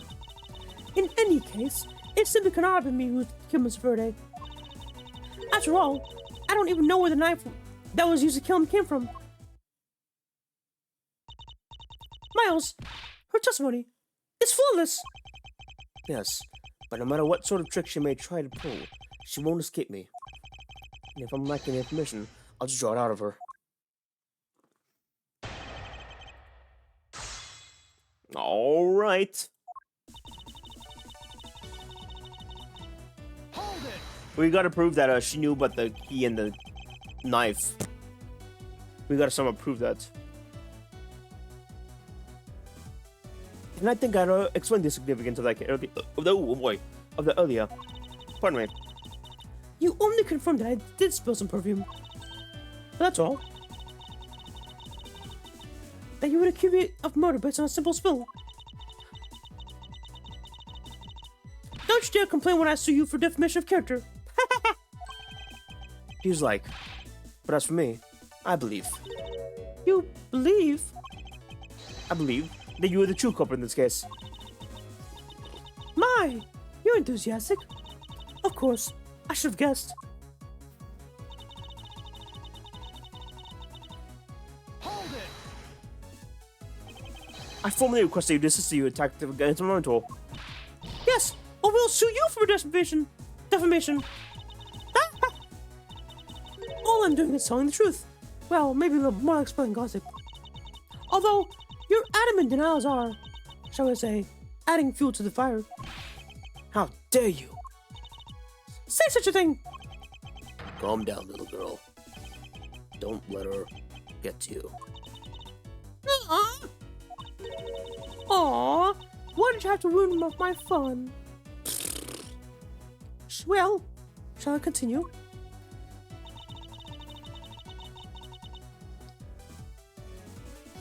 Hold it!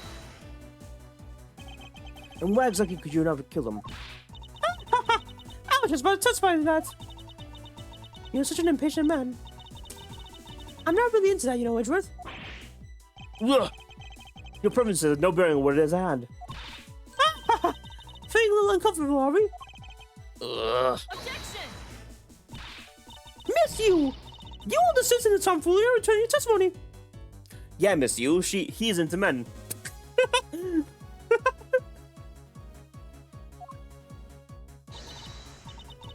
Miles, if you're gonna look user cool, then I won't show you no mercy. Sorry, Miss You. Please continue with the testimony. Sure. As I was saying, I couldn't possibly kill Miss Verde. Hold it! At this rate, she will inevitably escape. But if she really was the one who killed Miss Verde, then she must have known about the existence of the knife. I'm sorry, Miss You. Maybe you weren't aware. However, the knife that was used to kill Miss Verde was taken from this evidence bag. Miles! What do you think you're doing? I'm drawing the truth out of her. That's what I'm doing. Huh? I don't recall a knife being present at the trial earlier today. Well, I suppose that's because the evidence that was. I suppose that's because the evidence was something Miss Verde had yet to use. So that's what you're trying to do. Look, why don't you cut it out with the lies? I've already figured you out. There was no knife inside Miss Verde's bag. The only evidence I had yet to present was a key the Atagrasu sent. And unless the key can magically turn into a knife, you really don't have a leg to stand on. Did you really think you could trap me? Come now, be honest. I never intended to do such a thing. It was all a misunderstanding on my part. In any case, I wonder if you might append what you just said to your testimony. Sure, why not? I even say it as many times as you like. I even say it in as many times as you like. By the way, chat, ads are gonna start soon. Should be like a minute, hopefully. Just a heads up. Oh shit. I'll wait. I'll wait.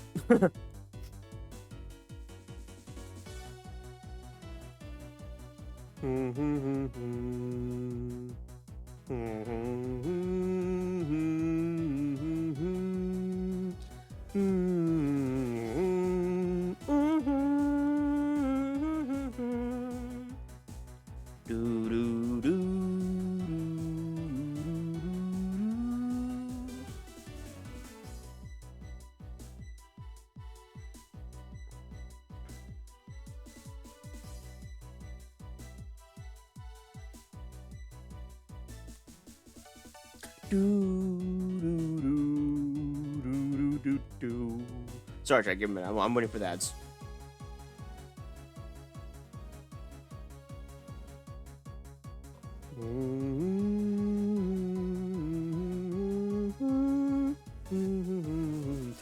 Hi, chat. Welcome back from ads. Hopefully they weren't too bad, but thank you for watching. Thank you for watching. Hold it! Miss You, I would just like to confirm something with you one more time. Oh? What's up? What's going to happen to Detective Gumshoe after this? I don't need to ask you about that. Because he isn't the killer. Looks like the number one goes in for it is increased yet again. That issue is time, Miss You. I'd like to ask you about what was inside the bag. You were sure it was Yatagrasu's key, correct? Yes, I'm sure. Which is why I'm completely baffled as to where that death could have come from. I think I just spotted the road to perfect victory. Finally, it would appear that you have revealed your true identity, Mr. Yu. Miles, what final statement? Oh. Shit.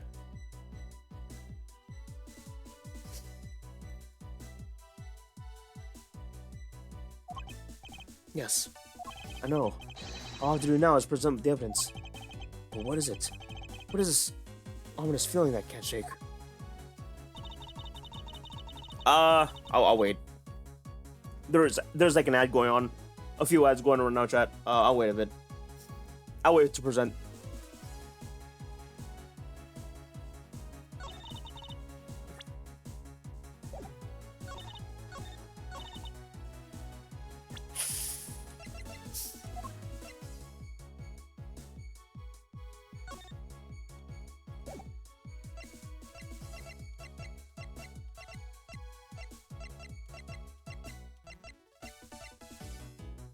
Okay.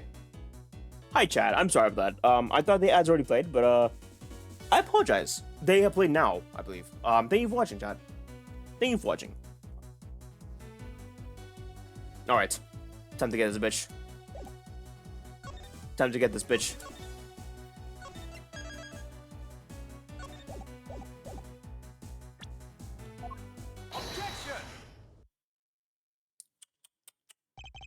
Miss you. I wonder if you might take a look at this photo for me. This is a picture of the key that Yatagarasu sent to the police. However, while it may look like a key at first glance, it, in fact, has a secret ability to transform into a knife. Which means that what was inside Miss Faraday's bag was both the Yatagarasu's key and the murderer's knife. You knew that the key was inside Miss Faraday's bag, did you not? Yes. Well, with the Yatagarasu's key alone, it's more than possible to kill Miss Faraday. Do you understand now? Just knowing that the existence of the Yatagarasu key.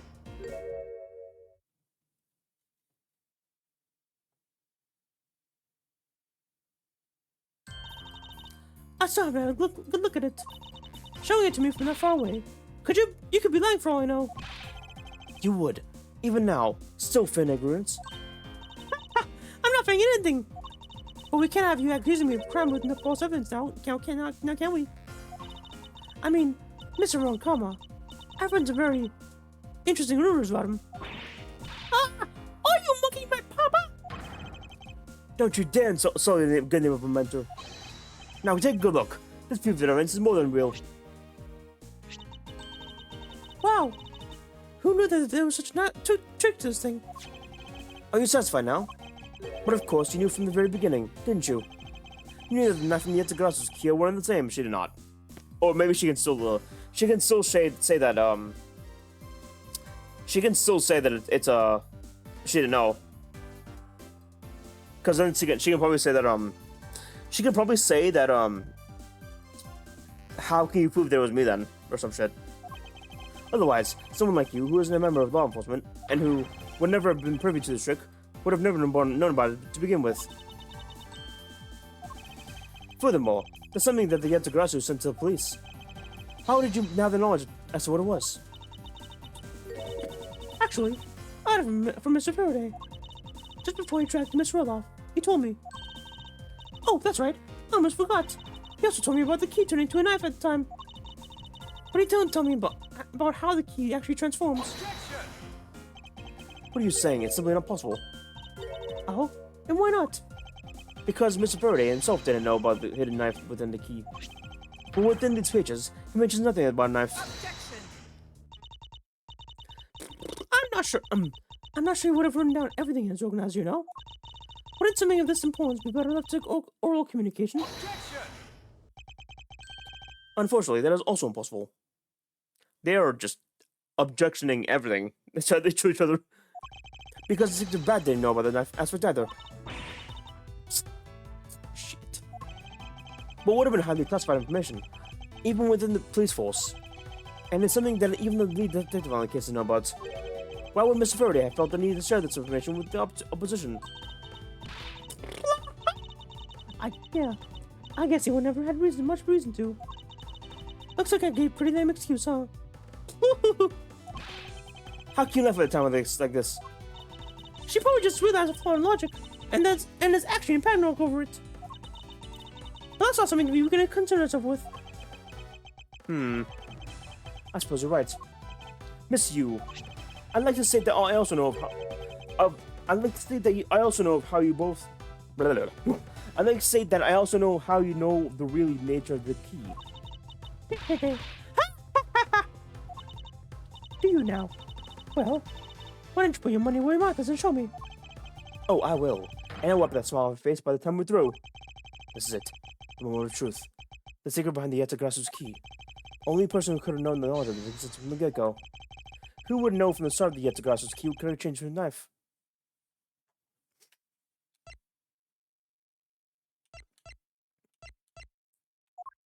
What? Are we just... Oh, are we saying that the Yatagarasu? Oh. Are we saying that she's the Yatagarasu? Wait a minute. Take that! There's only one person who've known about the dual nature of the key. And that is? And that is the person who sent the Yatagarasu's key to the police. That is to say, the Yatagarasu herself. Oh, we are. Okay, we were doing it then. Okay. We're actually doing it then. Okay. Are you saying that the lawyer is a great thief Yatagarasu? Yes, you. You used Mr. Rel to lure Miss Ferde into a trap, didn't you? You, who professed to bear a grudge against criminals. Why? Why do something like this?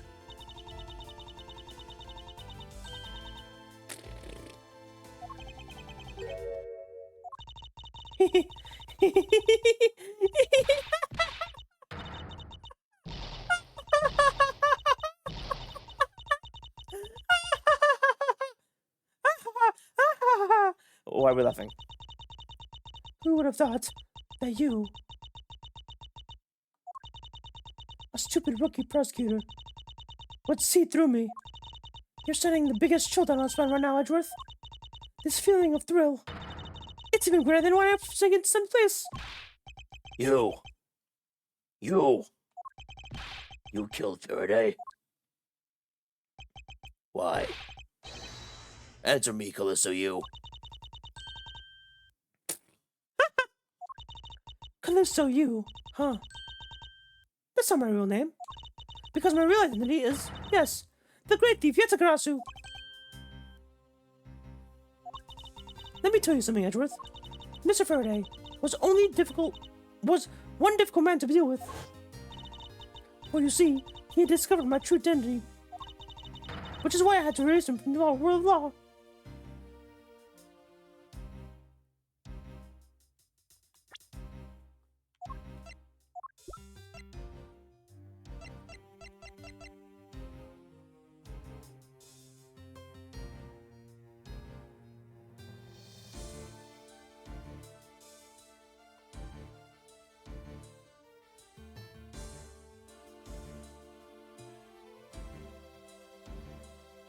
I'm not buying it. I don't think she's the Yatagarasu. I'm not buying it. It makes no sense, honestly. Why would she be the Yatagarasu? Especially since Kei is the second Yatagarasu. It makes no sense. And we just established that the Yatagarasu doesn't kill people. So why would she kill Faraday and Mr. Rel? I'm not buying it. I think it's just going on with this plot thread for the time being. Which is why I had to erase him from the world of law. I made Rel an offer, and I quilled for a little favor in return. All he had to do was accuse Mr. Faraday of being the Yatagarasu in court. But once we entered the recess, Rel was dragged off by Mr. Faraday, which threw my plan into a complete mess. I chased after them, and eavesdropped on them, through a crack in the door. That rail caves to only two things, money and authority, just like all things Dozu. I feared my plan was going to be ruined if Mr. Faraday held onto Mr. Rel any longer. Plus, if I let them continue on the way they were, I would have been found out. That's why I had no choice. I had to kill all of them. But did you say that you despise criminals? But do I really? You. Have you forgotten about the KJ incident too? Maybe. What sort of woman? What sort of woman? So then, was your plan to kill Miss Freddy with the very evidence you sent? Well, I had a good idea of what Miss Freddy was going to do. I anticipated that Mr. Freddy was going to prove that Mr. Well wasn't the Yatagarasu by using this Yatagarasu's key of evidence, and that he would bring it with him. Which is why I thought to use the knife portion. With the weapon as well disguised as this, no one would be the wiser. Because who in their right mind would think of something like this could be a weapon? I casually entered lobby number 2 on the pretext that I had to talk with Miss Faraday. And in order to get with him, I pretended to be worried about him or something. He didn't let me hold the Yatagarasu's key, just like that. He never noticed I changed it into a knife. He never noticed I changed it to a knife inside the plastic bag. And he didn't have the chance to take note of the knife that took his life. How could you kill him? I knew him for a long time, you know. At the very least, I thought to give him a quick and painless death. But if you kill Mr. Freddy first, there's no need for you to kill Mr. Roll as well. I believe you mentioned why we were planning to take Gumshoe under arrest. Something about having accidentally created an eyewitness. And how led the killer to think about setting them up as though they kill each other. And the trick with the civilian tape. Yes. I hadn't actually planned to use a gun. The risk was too high that I'd be caught. However, that's when I remembered the existence of the civilian tape. Which is why I had Rail help me set up the crime scene. After all it was said and done, I ordered him for all his work with a bullet. You're a defense attorney, aren't you? How could you? How could you betray a client? Client? If you want to talk to me about who was the client of who's first, it was me. Huh? I was the client of the murder of the European embassy staff member Deed Man. You ordered a job? You still haven't figured it out, Mr. Bad. I had Dead Man killed because he was about to give away information about the smuggling ring. Now, who exactly do you think that would benefit from such an assassination? It can't be. You're... That's right. I'm a member of the smuggling ring. That makes sense. I don't think the Yatagarasu would be I don't know. What? Could this... You don't mean... You're working with Manny Kojin too, do you? Maybe not. Guess you never know. The Yatagarasu claims to be noble, but you're just another cold-blooded murderer. That's right, little girl. The Yatagarasu is just another killer. Be quiet, you. Yatagarasu!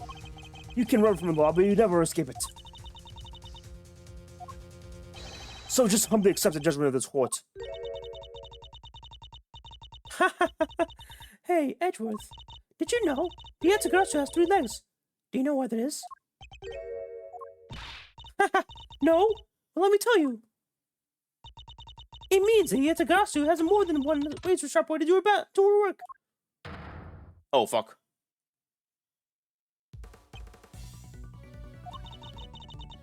You really are too naive, Mr. Edgeworth. You've been handing the Yatagarasu's key right into my hands. Right to me without a second thought.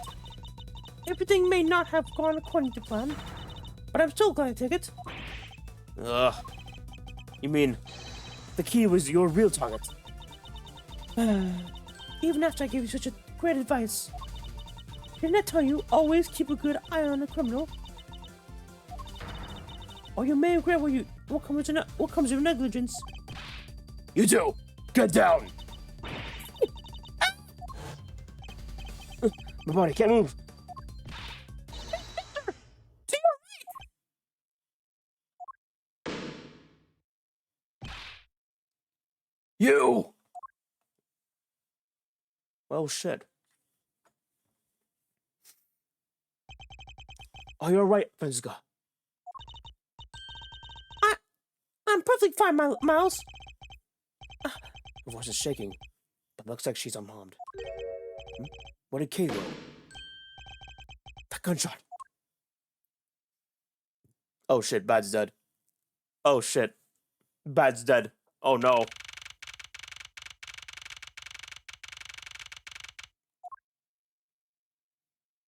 Oh, okay, we're good. Sorry, but it looks like she got away. I called the precinct. They should have remembered her soon. Detective Bad, are you alright? I heard a gunshot. I'm okay. Just got another hole in my jacket. You may say it's fine, but it looks like quite shaken. But more importantly, boy, I mean, Mr. Edgeworth, Miss Von Karma, are you too hurt? I'm absolutely fine. I'm also alright. Thanks to Kay. Speaking of Kay, where is she? I don't know. She just sort of disappeared. Then I'll go look for her. Oh, and hey, Detective Gumshoe. Yes, sir. Detective Bat, sir. I'm sorry I doubted you. Don't worry, sir. It's not your fault. Well, a lot of you guys too, after all. I heard about what happened from Kay. Lying while giving testimony is so unforgivable. But, in this case, you're protecting Kay with your right and feelings. Looks like you just might have what it takes to be a real detective. Oh, gee golly, sir, really? Holy shit, thank you, sir. Now, don't ever lose a detective spirit, okay? You got it, Pops. Pops? What? Pops? Pops? Watched one too many detective dramas recently, have we? Way to single-handedly destroy his cheery atmosphere with one striking comment. Oh boy. I should get back to the investigation. I swear, I'll catch you if it's the last thing I'll do. Be careful, Detective Bat, and take care. Thanks. Well, I'm off. Maybe we'll run into each other again someday.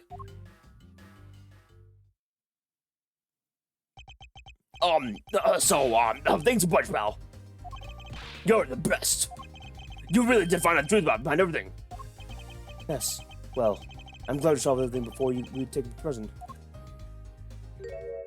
Oh, I can't believe how much trouble I caused you with my testimony, Detective Gumshoe. Nah, it was no problem, really. I mean, I lied too, so it doesn't really matter. It doesn't really help anything. It's really not your fault, Potter. Well, even if we didn't have his honest testimony, I think the lawyer would have found another way to give you convicted on her behalf. Yeah. I can't believe I was about to get fired during my first week as a detective. Well, as long as you're not fired. You should put hard work, and give all you have, and perform your duties well. Oh, and one more thing. Kay left a present for you with me. She did? No, what is it? What was that Kay left for me? Proof of their friendship.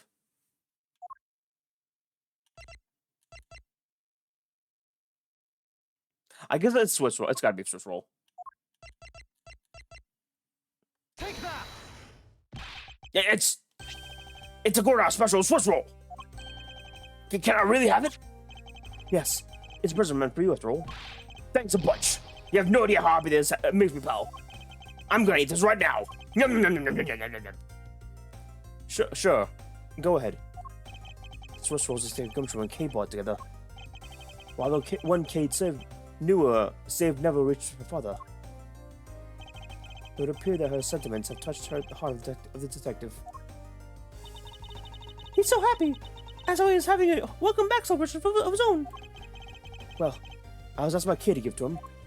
Whoa, this was good, pal. I can't believe I got to eat two of these delicious things in one day. It's like I'm in Swiss roll paradise or something. I gotta thank Kay myself.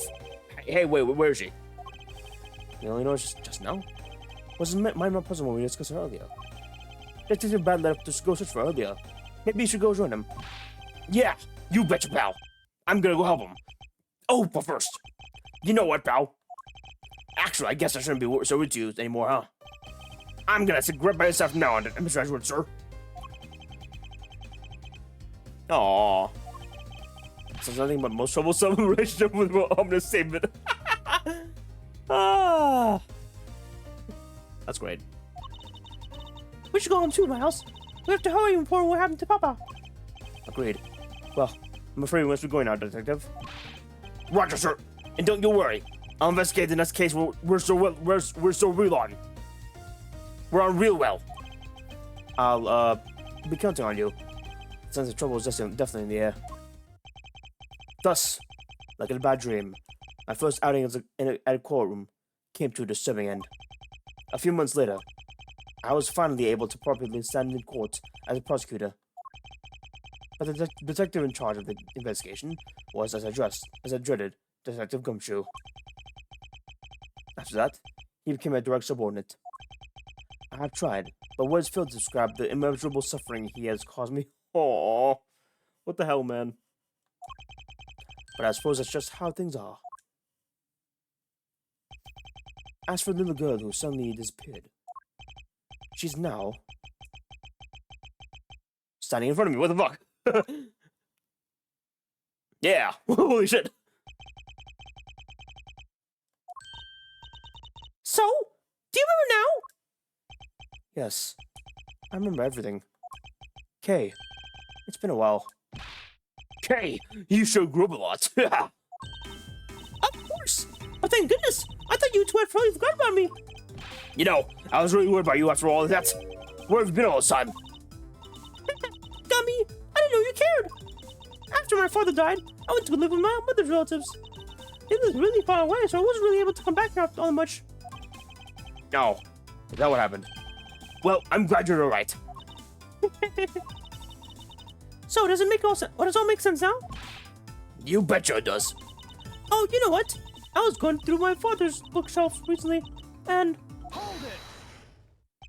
Actually, there's still a number of things that don't make sense, Kay. Huh? First of all, why did you come all this way to see me? And secondly, why are you calling yourself the Yatagarasu? The Yatagarasu is close to you. The one who killed your father. No, you're wrong! The real Yatagarasu was my father. Ah, yeah, that makes sense, yeah. It was her father, yeah. For sure. Mr. Faraday was the Yatagarasu. Like I said, I was going through my father's bookshelf recently, and I found a secret diary hidden among his books. I have no regrets in choosing to walk the path of the Yatagarasu. That was written in his diary, and that's how I know for sure. But that's impossible. What's wrong with the look? You don't believe me? It wasn't just the expression on my face. I clearly said it was impossible just now. Alright then, how do you explain this? It's a way of discerning my insecurity to some of the you choosing. Oh shit. Yep, that's the little thief. Truth be told, this is the Yatagara's greatest secret. And this little gizmo was used by my father. Whoa! Mr. Faraday wasn't just a great prosecutor, he was a great thief too, huh? Yeah, my father worked really hard to steal the truth. But he was killed, and the Yatagarasu is no more. But despite that, the Yatagarasu has been spotted really recently. Someone other than you? Here, Mr. Ashworth. Take a look at this article.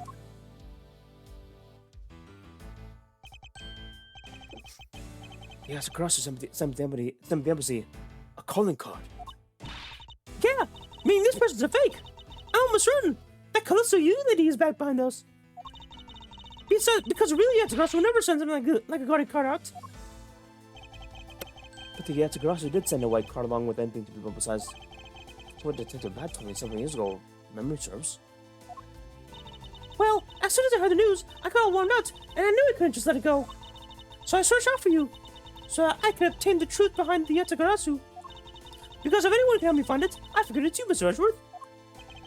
So you're saying that I have a father's and misused identities backwards? Yeah, because the real Yatagarasu is noble to the end. And I wanted to revive the real noble Yatagarasu.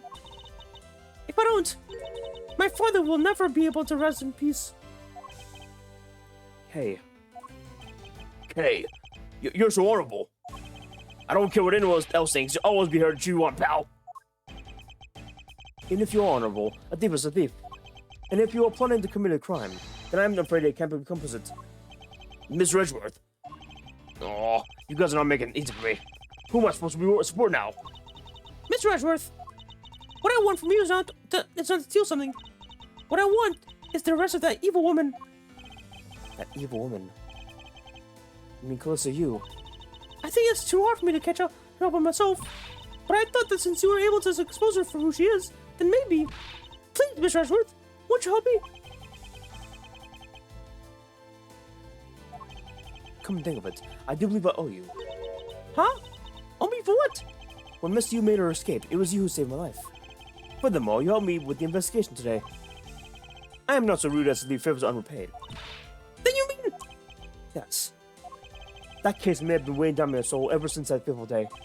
Perhaps the time has come to settle this once and for all. If you don't intend to soil your hands in crime, then I believe I can help you. Mr. Edgeworth, thank you! Yeah, me and Mr. Edgeworth, sure! Isn't that great, Kay? Yeah, it sure is, Gummy! Even though I had completely forgotten about her until just now. Ugh. What is it with the charming relationship?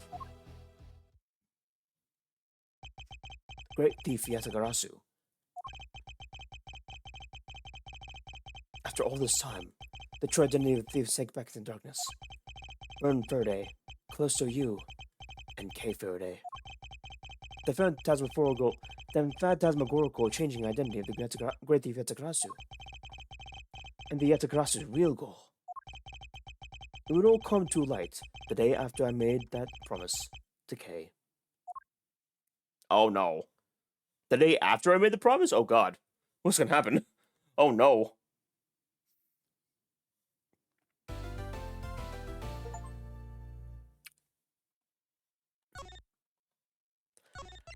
Oh boy. Episode 5. Turnabout ablaze. Oh shit.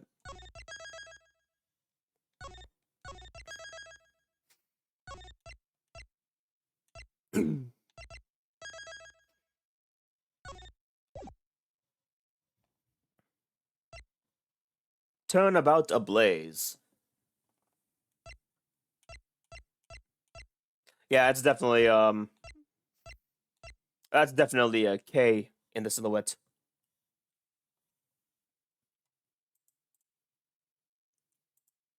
Okay, let me I guess I'll start this 1 minute.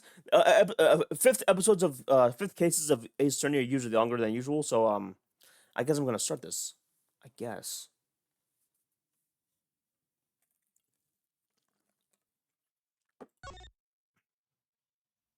Start this episode.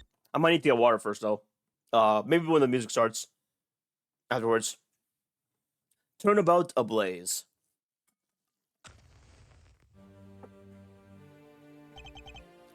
Two cards.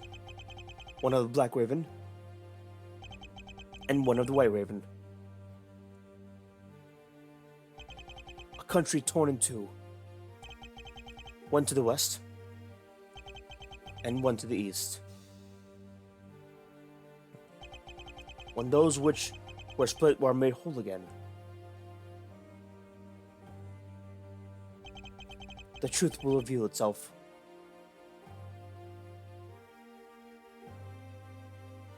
What the hell?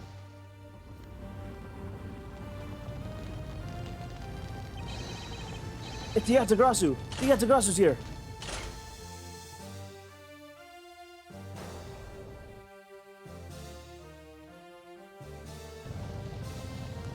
Oh, fuck. You cursed the Yatagarasu. K! Huh? K! That's weird. 8 hours earlier. That's gotta be like a red herring. That's definitely a red herring. It has to be. March 14th. 10:17 a.m. High Prosecutor's Office, room 1202. It's so nice. Almost dreamlike. To finally have a chance to relax and sip some tea. Especially after a weird one the past few days have been. On my return flight, I was dragged into a case involving the Interpol agent's murder. The next day, I investigated kidnapping and a murder at the Gatewater Land theme park. And mid of the night, a detective's dead body welcomed me back into my office. along with the thief, who was out to pilfer piles related to the case from 10 years ago. How did I manage to find myself in the middle of so many cases back in the back? Well, at least out today. All I have to ask is I allowed to be spent quietly? Mr. Edgeworth! Oh, Mr. Edgeworth. Mr. Edgeworth! This is big! Big, I tell you! Hey, what's wrong with you? Where's your enthusiasm? And suddenly my phrase, the fragility of dreams, comes to mind. He just wants to have peace and quiet. He just wants to have peace and quiet. What are you talking about, fragile dreams? Come on, let's go. The fake Yetagrass isn't going to find herself, you know? Well, if you must know, it's possible that I was paid like visit last night by your fake. Say what?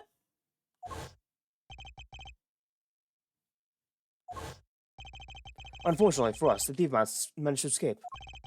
But even now, we should look into the criminal.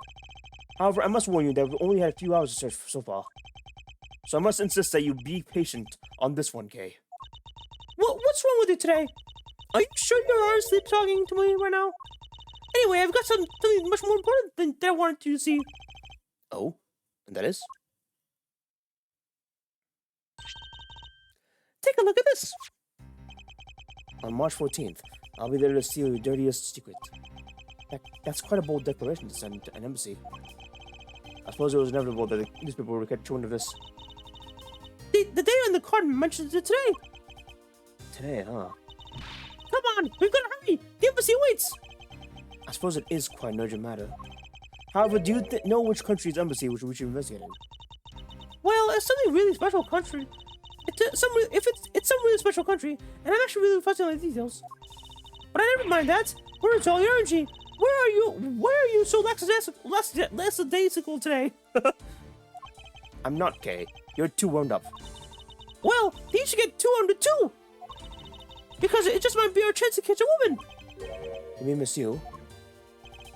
The woman who killed Kay's father, burned for 7 years ago.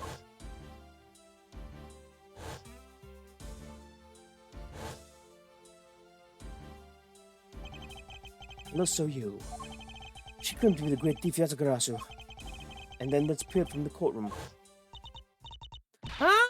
She makes me so mad! The phony! Patooey! Everyone knows that the real Yatagarasu would never tell something like a coin card until some company's underhanded deals are made for public. The target is always totally unaware that the Yatagarasu had paid the visit. That's what makes the real Yatagarasu so awesome. The Yatagarasu's card that's shown in the article. It looks to me as though it could be genuine. See? That's the thing! Whoever's his is, that person isn't a real deal but has knowledge of the Yatagarasu. If this is a clue to the woman involved, then nothing is. Come on, Mr. Edgeworth. Let's out the door you go. Wait there. Wait. There are a few preparations I must take before we go. There's something interesting about this card we found last night here in my office. It's of a different color than the one in the article, which makes me wonder. What's up? Any reason why you look boring a hole through the newspaper with your eyes? No. No reason at all. Very well. Seeing as how misuse of someone of a special nature to me, I agree that there is some merit to be found in investigating this. I come around. Ah, boy, not even like an hour. 5 p.m. Theatrum Neutralis. By the light of this night's glorious moon. Oh my god. Ready to embark on another outing. And this is where our tale begins. What the hell? Oh my god, they were there. What a coincidence. Who would have thought that the Steel Samurai stage show would ever be held in an elegant theater inside the foreign embassy? Yeah, the climax was really awesome. Steel Samurai, seriously, Slash. I got chills on my spine when you pulled the move out. I suppose it really is more impactful to watch show in person than on television. I have to say, though, the embassy is set up kind of funny. I mean, they have two countries sharing the same building. Well, as you said yourself, This place and the country's houses are very special. Even this territory is special in that it is a neutral zone shared by the two countries. So let me get this straight. The Steel Samurai just showed us now is being sponsored by one of the two countries. The one is called the King of Alabast, right? Yes. Yes. And it would appear that the Steel Samurai is very popular in that country as well. Seems that way. But you know who I'm really into? The German Ninja. The Republic of Bubble is sponsoring the German Ninja State Show. That's something to be for Fennel goes like me. We've totally got to see that one too, Mr. Ashworth. The German Ninja Show is gonna kick the Steel Samurai Show's real. Oh, blah, blah, blah, blah, my bad. The German Ninja Show is gonna kick the Steel Samurai Show's rear end. You know, ever since I first met this girl, I've always had this inkling that what she really wants to be is not a thief, but rather a ninja.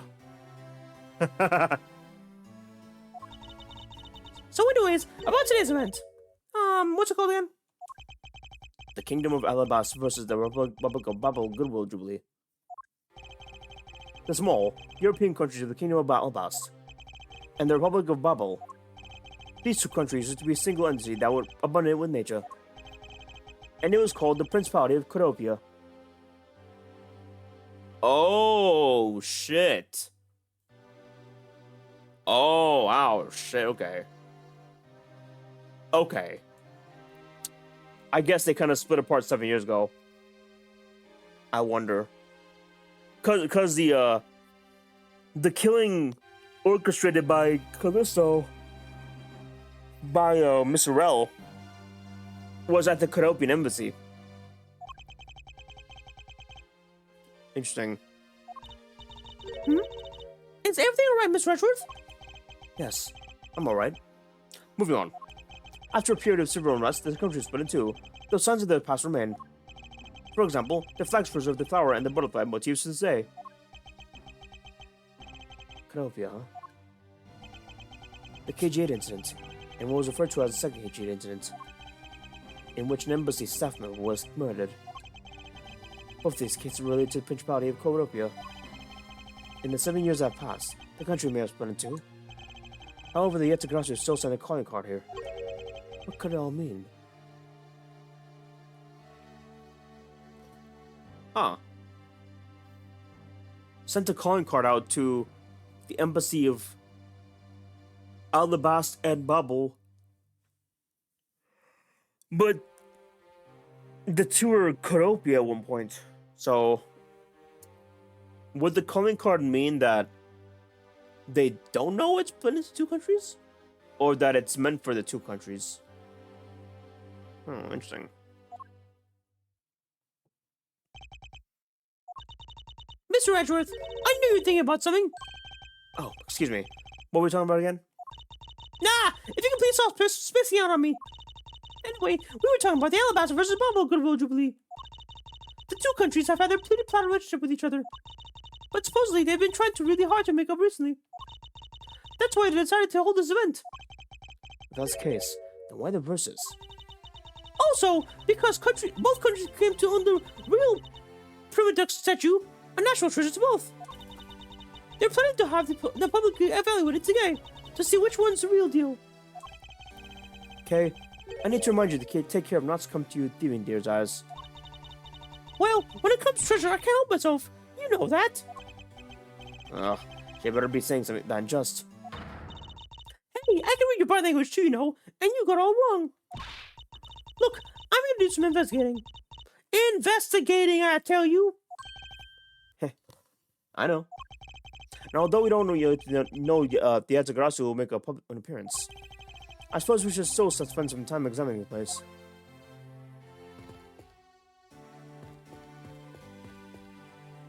Oh God. Why is Lotta here? Wait a minute. Why is Lotta here? Oh God. Oh no. I'll Global Studios, yeah. I'll get Water Hotel. I'll talk to her later. Man, this is the perfect angle. Go, my image. Travel across the wave world and into every television set around the globe. More honest posts appearing on TV might be serve your missions better.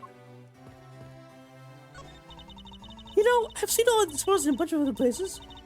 But today's show is if they went to a comedy. And I like that move. I can't help but laugh. I know, right? But the Pink Summer's moves. In middle of we're still I heard the pink crap. Oh, I know. I totally thought that too. But the Pink Princess is about him. Seriously? Just what we're thinking. I know. I suppose there's no graceful way to end this conversation. 10 more minutes. No, in 5 more minutes. But it isn't really bad for me to spend time doing this. But someone please tell me what I should do. You appear to be troubled by something. May I be of any use? Leave me alone. I'm trying to figure out just the right time to talk to that girl over there. And if I mess it up, it'll be because I'm talking to you right now. Somehow I get the feeling he's about to fall flat on his face. Well, let's just do what he was and leave him alone. There's no something I can do. Help you with. I was wondering what was behind the doors. And there's the Alabama embassy. Now, unless you have some business with the embassy. I suppose I can't really claim to have any business with the embassy right now. Well, you don't have to be so rude about him, Mr. Guard. Huh. The national flag of the Kingdom of Alabama is on display. Pressed on it features a flower. Flowers and butterflies are the most rare kind of motifs for flags, don't you think? Well, they used to be, when they used it to be in Codopia, the government used to take pride in this land. The citizens also love the rich, bountiful nature of all around them. That's the design. Hey, if the Seal Samurai got popular enough, do you think they'd put him in the flag there? Are you in your right mind, Kay? Or maybe the German infantry would make a better candidate. Don't make me laugh. Only the Steel Samurai deserves such an honor. Oh my god.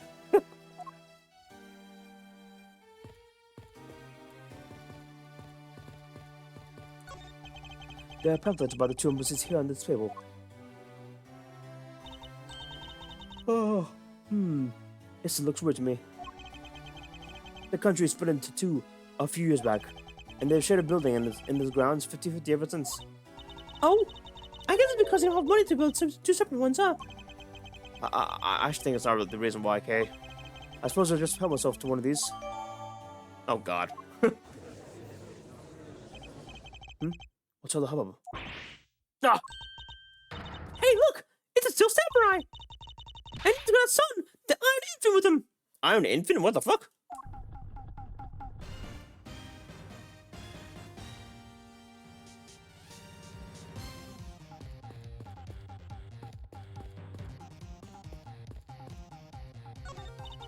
And we're here reporting live from Theatrum Neutralis. As you can see, tonight's audience is full of enthusiasm. Let's see which of the members, what this member of the audience has to say. Well, okay, that was good. Let's do one more run through. Excuse me, when you're ready to film for real, would you mind giving me a call? Since she didn't hear a single word I just said. Whoops. I'm really happy for hearing about Alabama thing. Sorry, my bad. We established diplomatic relationships. It's almost like the Coropian embassy once again. Perhaps we'll bring winners to a short moment in time. They're selling some commemorative merch to celebrate this event. Founders Coropian Biscuits, and they're over here, selling Royal Coropian Biscuits. It would seem that they have yet to reconcile their competitor spirits.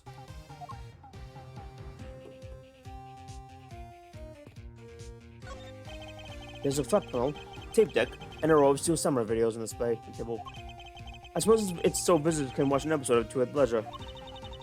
I guess it really is just that popular, huh? Yes. Although I never thought I would see it reach this level of popularity. I wonder why they decided to call the Steel Samurai event on like this. I mean, it's like they intended to cut the two countries for with the Steel Samurai sword instead. Wouldn't that go against the whole point of this event?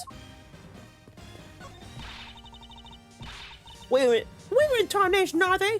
Come on, Big Scoop! Hey, mister, out of the way! Yeah, I'm talking to you!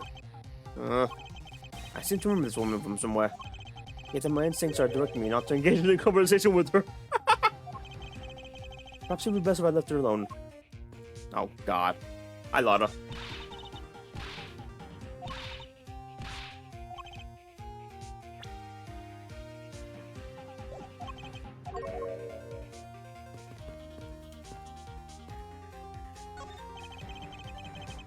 Is there something I can help you with? Oh god, I need water. Shit. I might need to get water soon. Shit. God damn. I was wondering what was behind these doors. The Babylonese embassy is just behind these doors, sir. Do you have some business with the embassy? Do you require immediate access? Ah, no, it's quite alright.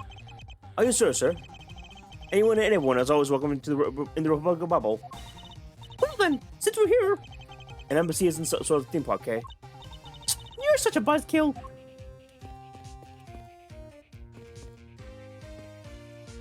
His pants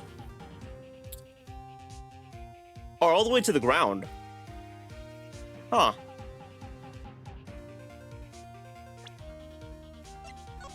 I can't say that, no, I thought I had a Steel Samurai stuff.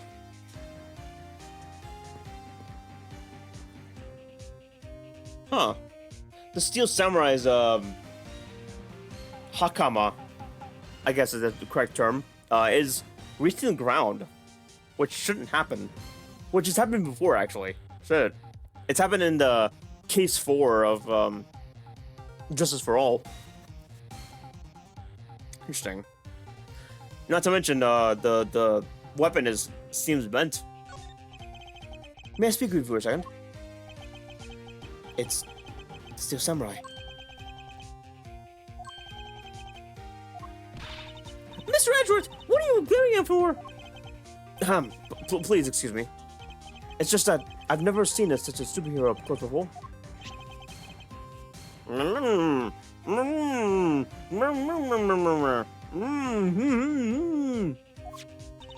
looks like he's brewing something up for you. To Edgeworth, from Steel Samurai Daddy, married man of Neo no Old Tokyo. Why is it specified Steel Samurai Daddy? That's weird, actually. I wonder if he married the Pink Princess. Who knows? Wow, an autograph. Pretty cool day going, huh, Mr. Edgeworth?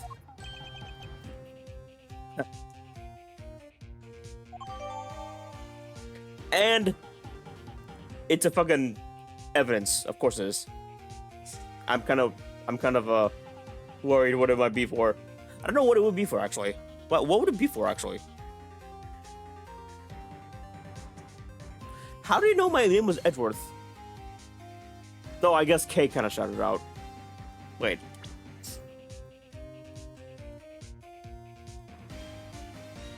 Yeah, Kay shouted it out, yeah.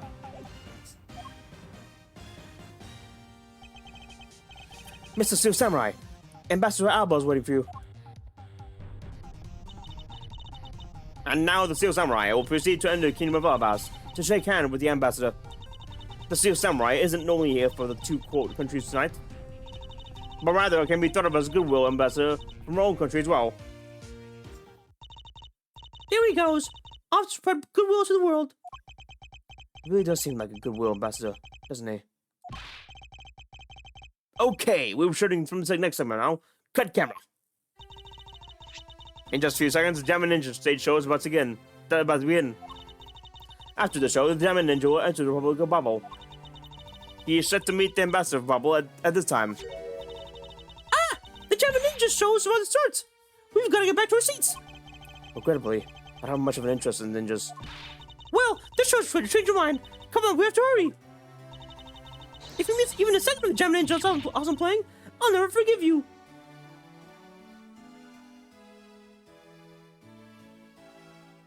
Wait.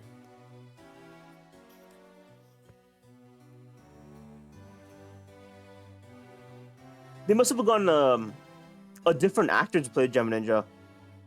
Because this is after Justice for All. When the Gem Ninja was... I wonder who it is, actually. I don't remember the name of him. Suppose you're not about to give me much of a choice here, aren't you? Okay.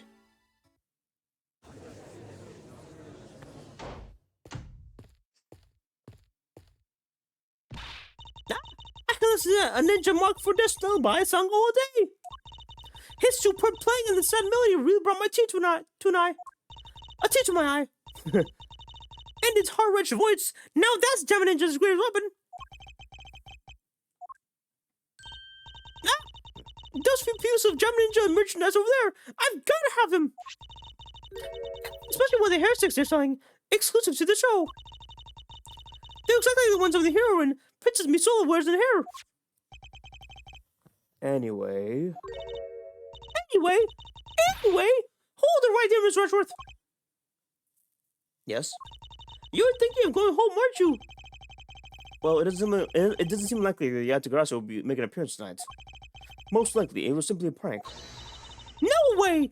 I just know the Yatagarasu show. But I thought you said that the Yatagarasu doesn't send coin cards. Yeah, I did, but I figured from the beginning that this would wind up being a wild goose chase.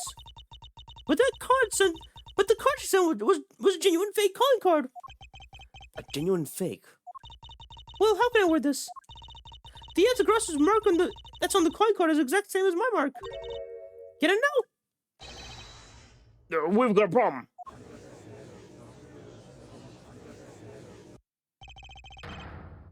The Yatagarasu's been spotted in Alabas. Oh, shit. What? You heard that, Miss Rushworth? Ha! So you finally decided to show yourself, you phony. Okay. Hey, what gives? I'm sorry, but I will need to search you before you may enter. What the? Hey! The steel stammer just waltzed on straight in there without one! Now if you please hurry up and let me through, my pony is getting away! Okay. A country's embassy is considered to be part of a country itself. If you don't go through the proper procedures to enter the country... Mr. Edgeworth! I'm going to enter through Babel and climb over the wall into Alabas! Hold it! You would tell prosecutors straight out that you would illegally enter another... Kay, are you listening to me? Okay. Kay Faraday. Oh. Faraday, and I'm coming through! Yes, and welcome. Someone stop her! Anyone! Oh boy.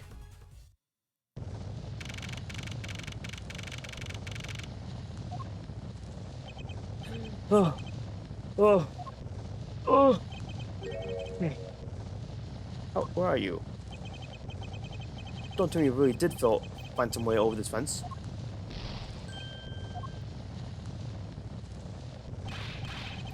Fire! It's to break first to Endel! Looks like the Yatagarasu came to Babel too. You across the Yatagarasu. Hey! You had better be alright, wherever you are.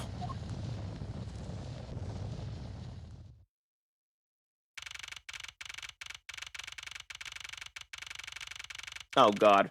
Why is she here? I guess, the other guy's here too. Laying. I told you! It was me! Hold it! Oh. Oh. Hey, are you alright? Do I look alright to you? Now can you do something about this woman? Miss Edgeworth, sir. Did you gumshoe? What is the meaning of this? Well, sir, it's this. It wasn't me! He was already dead when I ran in here, hot on the heels of fate, Yatagarasu! Look, I only came here because I saw a suspicious person at the open air stage. A suspicious person? A long black coat and a hood over their head. I dare you to tell me that's not suspicious. When I saw the person, I immediately thought that it must be a fake Yatagarasu. So I chased after them into the embassy, and then in here, and then lost sight of them. But I just know that the person is the one who did it. What are you so worked up over? There's no real reason for you to be so loud. Correct me if I'm wrong, but you're Agent Lang's secretary. You know, I believe your name is, correct?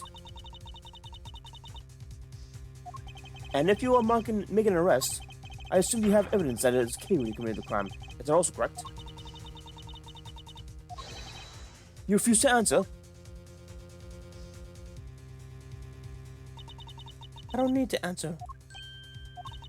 You are merely prosecutor in this country, meaning you have no investigative authority.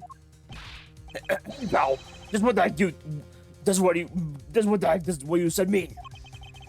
And if it happened here, it's under Edgeworth's jurisdiction. The end. And seeing as this house is still buildings on our soil, we can investigate wherever we like. Unfortunately, that's the gumshoe. Embassies are a different matter. Oh.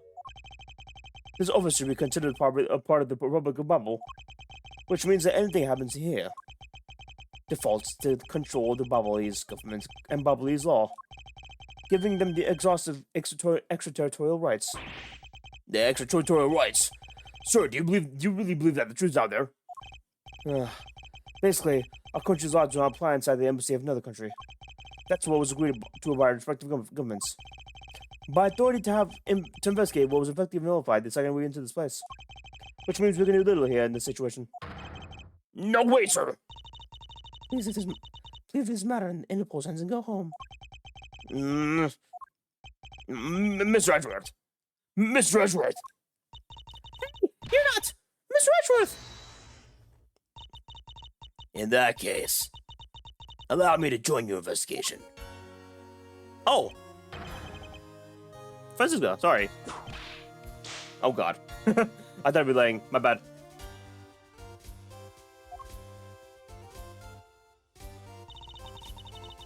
Ambassador Palano, I truly appreciate you allowing me to join the investigation. It's really nothing. Mandy was my secretariat, so of course I want to help you as much as I can. In fact, it's a blessing that Imps agents were able to make it so quickly. Francisca. Well. I never imagined I'd meet you in all places. This is an embassy, meaning you have no authority to conduct. Already? What is the meaning of this? Ambassador Palino. And you are? I'm Miles Edgeworth, public prosecutor. I ask you please allow me to investigate this case as Von Karma's assistant. Assistant! Miles? What do you think you're... Please, I implore you, Ambassador Palino. Very well. I will be counting on you, two of you, Mr. Von Karma and Mr. Edgeworth. What did you mean by you'll be Mr. Von Karma's assistant? I don't exactly have a choice, do I, Detective? If I don't become Princess's assistant, I can't participate in the investigation. There you go again. Running at the mouth of that elusive extra of yours. Francisca, please. I don't know what you are planning quite yet. But at least I do know one thing. That you are now my subordinate.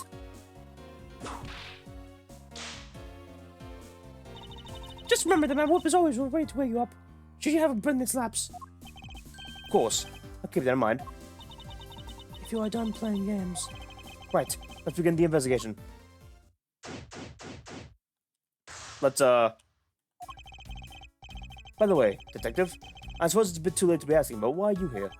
Well, better late than never, I guess, sir. I was placed on guard duty for Bubbly's embassy today. And why are our police guarding an embassy? Well, on account of the car they got from the Yatagarasu. They call upon us to ask for help, sir.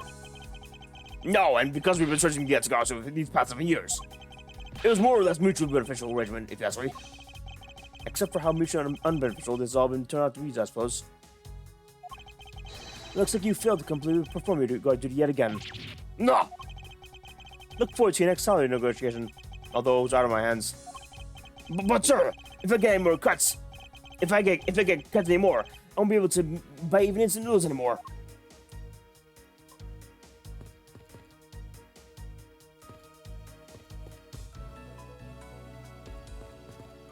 Knife's missing. Huh. A Western coat.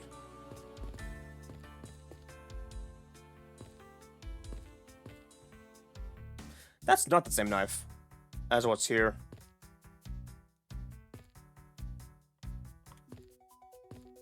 Welcome back from Ads Chat. I appreciate you watching. Hope they weren't too bad, but thank you for watching anyways. You know what? Well, while I'm at it, I might as well just take a break. I gotta get water anyways. Give me a minute, chat. I'll be right back. We'll continue this in a minute, and yeah. We gotta rescue Kay first and foremost when I get back. Let me get water, chat. Right back.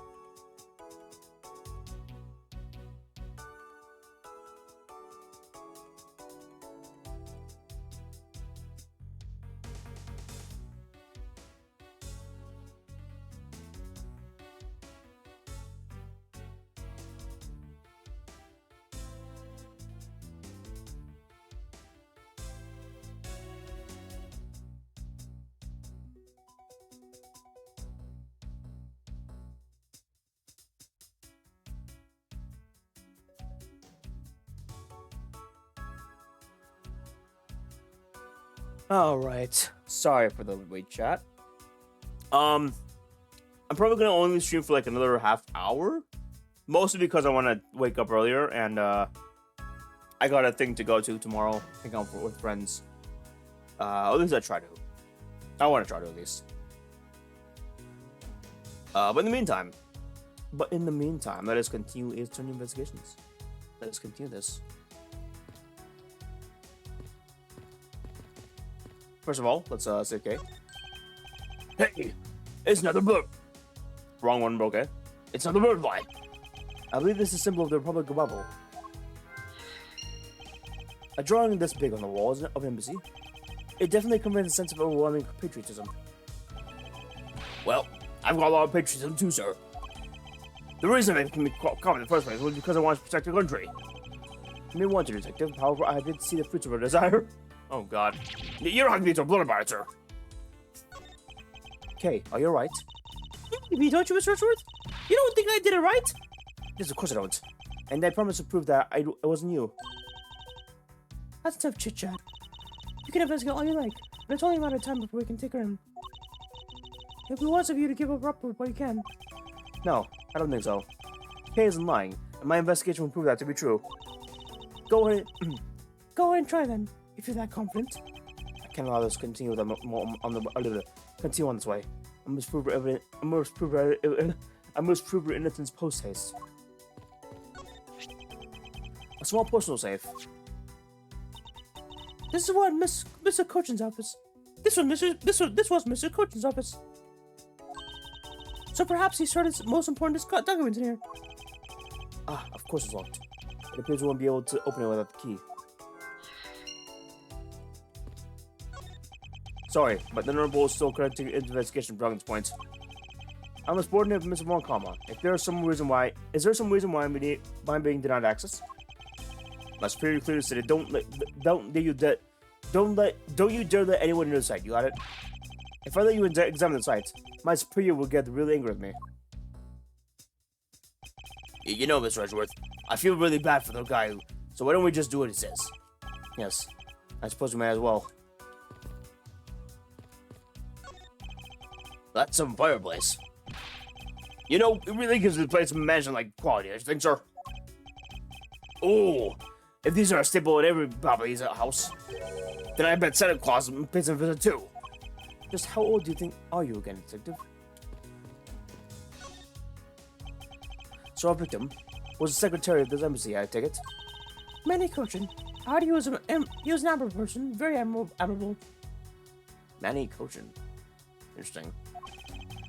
The cause of the death is stabbed to the base of the neck. He was lax in watching his back. We were fortunate that the fire missed our victim's body for the most part. If the fire had burned up a little longer, it would have made identifying him a hassle. So Mr. Cochin was stabbed to death in the middle of a raging fire. What in the world happened inside this room? I'm gonna rest until I've inspected every suspicious looking nook and cranny. First of all, knife.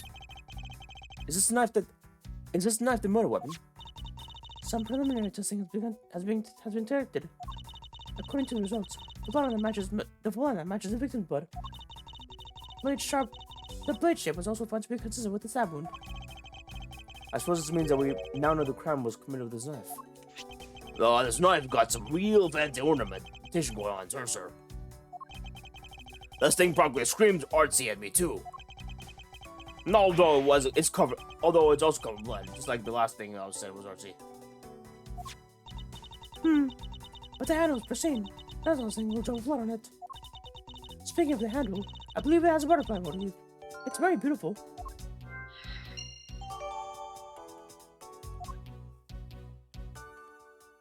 Oh, what the fuck? Huh. There appears to be something in his pocket. This key. It can't be. Isn't it the Yetagarasu's key that was stolen 7 years ago? What? But that's... Oh, 7 years ago. Oh! You mean that case where I was framed, sir? Yes. This is the evidence that was a piece of evidence that was stolen by Miss K's father 7 years ago. Which was then stolen by Kosu Yu. What? Mr. Faraday was killed with his key, sir. I thought he was killed with a knife. No. Scruffy, at the very least, try to remember the details of the crime you were suspect in. Francisca, as you will recall, Detective Gumshoe was not present when Mr. Yu made his escape. Plus, even among the law enforcement, only a few knew of the key's existence. I thought that the new court at the time would have been made previous to his knowledge. Oh, I feel like a victim right now. Old trouble on, sir. Ugh. I suppose I'll just fill you in now. The secret to the key is...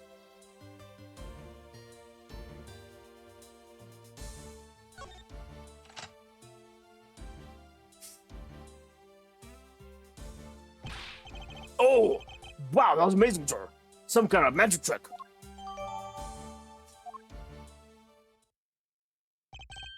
I knew it. This is the exact same piece of evidence that Miss Yu took with her. I remember this beautiful pattern on the blade. I remember this as well. It's a fine motif, isn't it? Yes. Looks like two interwoven lines crisscrossing down the blade. Vines, sir. I think it looks like a bunch of stars if you ask me. It's one of those six-sided stars, just like the police mark on RDs. I really don't think you call these stars. To say that the detective art sense is underdeveloped would be the understatement. Oh God. The real question is why the Balinese embassy's secret secretary is holding this. While we don't know how Mr. Kochin came to possess the key, we do know that it is stolen by the Yatagarasu from the Kanopian embassy. That's right. Mr. Faraday had written the fact down in his organizer. I believe this means that the further research is required into the country of Canopia. Why don't you ask Ambassador Plano about what he knows? Supposedly, he was a candidate to be next Canopian ambassador was long ago. He should be able to answer any specific questions you may have.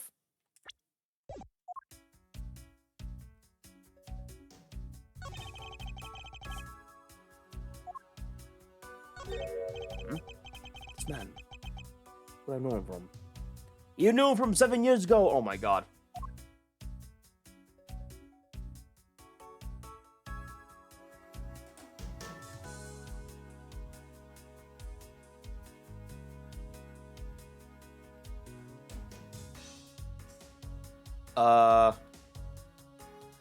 I guess he, but he just, I don't know.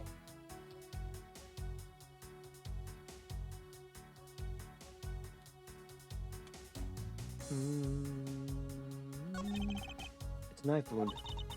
It's so obvious that he was killed with it, but I wonder if it's consistent with the wound. Indeed.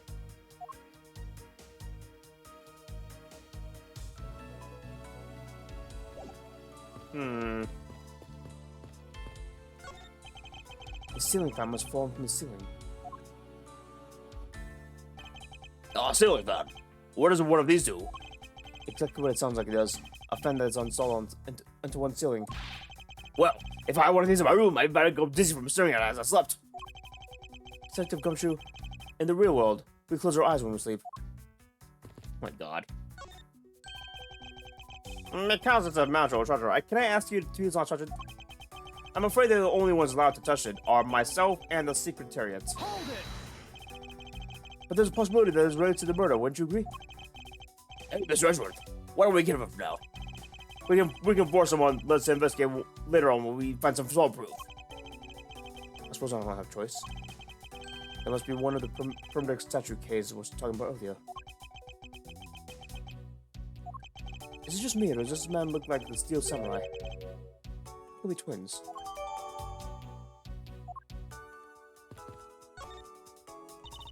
Miles Edgeworth, What is it? let me tell you something. You are currently my subordinate. If you wish to convince everyone else of that, you will speak of me with respect.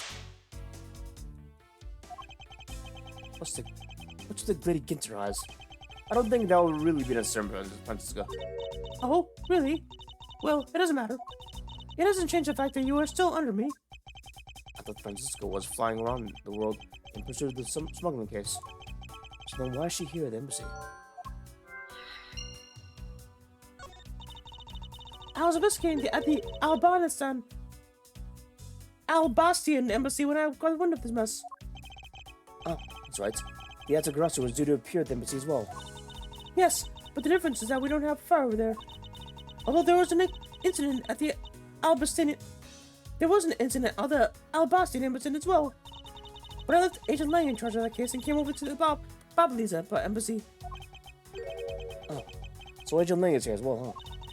I see you've met.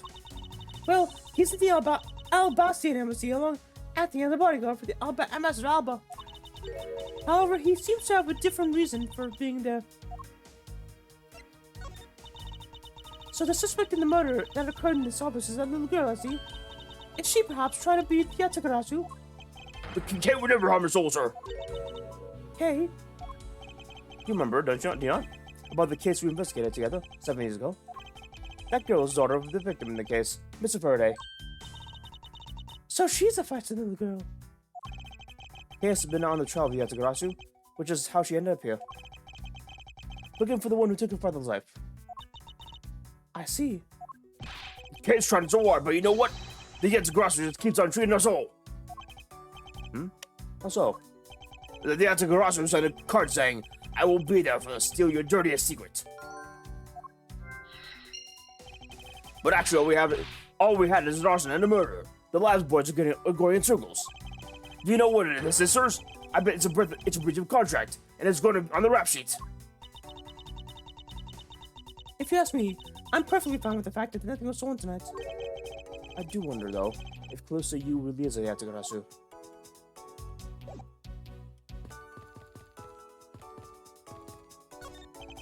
These shells are lined with American souvenirs and memorabilia. It's really trencher, isn't it? I mean, I thought this was the Babali's embassy. So, why are there so many American souvenirs here? Perhaps the Babali's are studying American culture and our tourism industry.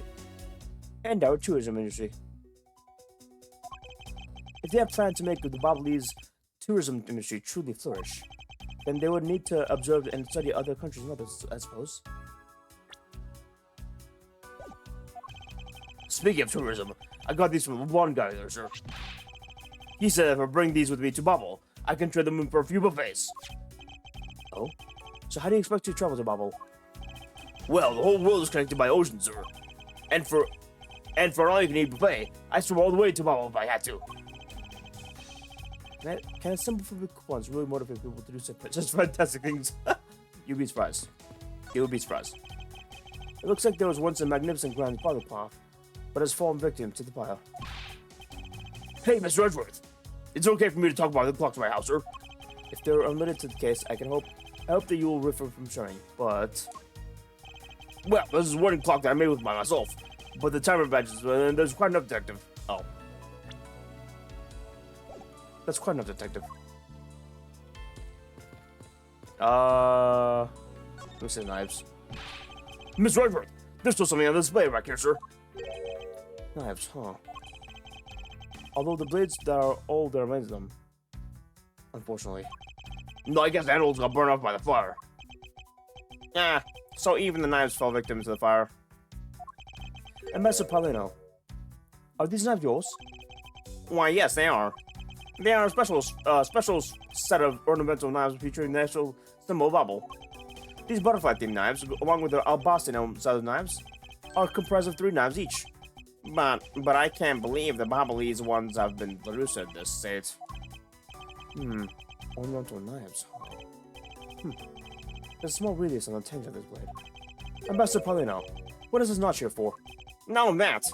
It's a feature of these knives where you can freely exchange the handles on them. So that we can change how they look to fit the situation, sir. Of course. I see. So these knives were constructed so that the handles could be easily removed. That's gonna be important. That's gonna be important. I think the knife here is actually of the Albastian embassy, and the one missing here is in the Albastian embassy.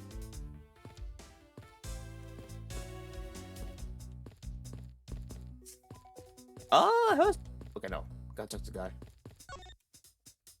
I can't believe the man he fell among the thieves tonight. Without him, I have no idea what my schedule for tonight is. Ambassador Paulino, I believe your schedule tonight will consist of listening to reports from Cleve. That, and only that. I ask you properly enough for not only your sake, but for Mr. Cochin's as well. You're a rather strong man, aren't you? How fascinating! Here, I know it isn't much, but I can have these. I'm sorry, but it will be against my principles to accept a bribe. No. These are simply coupons we distribute to promote Babel. Remember, we offer a large number of discounts and offers when you visit only Babel. Now I remember. The Republic of Babel is known for their feverish tourism industry. I was wondering if you might tell me a bit about the deceased. Many questions. He's my secretary, and the embassy secretariat, charged with running the whole place. He was an admirable man. His death is a great loss for one country. He was in charge of everything. Accounting, printing, taking care of our national treasures. I'm sorry, but did you say printing? No, our country's primary source of revenue is our tourism industry. So in order for us to print the necessary pamphlets, flyers, coupons, etc. Wow. They actually... Wow. That's actually gonna... That's not at all... They actually spelled out etc. instead of just etc. That's kind of funny, actually. I didn't think they actually do that. Okay. We have printing press here at our embassy. I see. Please excuse my forwardness. However, I feel that I should mention that I have a distinct impression that I've met him before. No, yes. Since you are one of the legal professions, I suppose you just might have... After all, Manny was involved in the KJ incident. The KJ incident? The defendant was found innocent in that case, was Manny.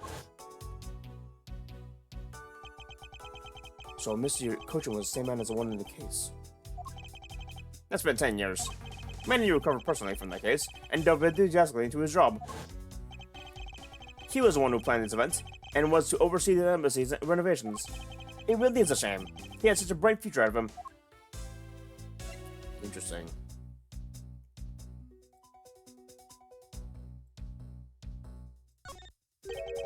What exactly do you mean by renovations? We can't have tourists and visitors to our embassy thinking we're a poor nation, can we? So renovating the embassy is something of an investment. We may have a rather paltry budget, but we're trying our best to make do. However, I guess the only person who could have helped us to do the best now is no longer with us. Ambassador Poleno, I was wondering if I might ask you about Cropia. Cropia? Alright, what would you like to talk about? First, I'd like to ask you about this key. Huh? What about this key? I found it sticking out of Mr. Cochin's pocket. I believe it originally belonged to this embassy. Is that correct? Upon closer inspection, it seems that this key is shaped like a butterfly. It's not all about this key. It's also the capability of changing it into a knife. No! How fascinating! Is it possible that they must have know about the existence of the key?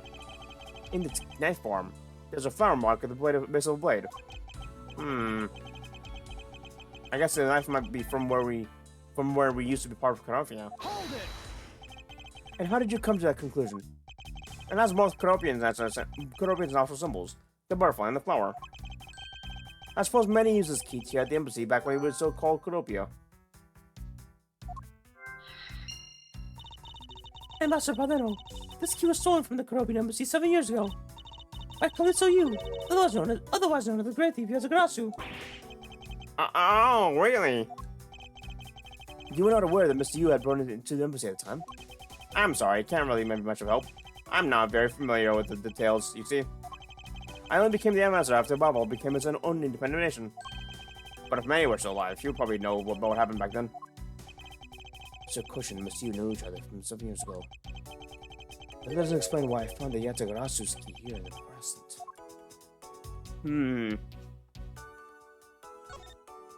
Can I present something?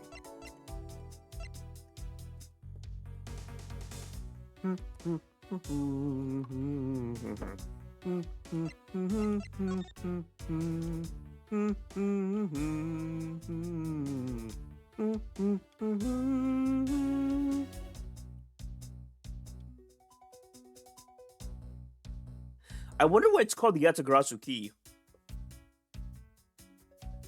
It's kind of weird now that I think about it, because this is supposed to be like the same sort of like iconography from Canopia, but like it's called the Yatagarasu key. So unless the Yatagarasu is also from Canopia, I guess they're just calling it because this.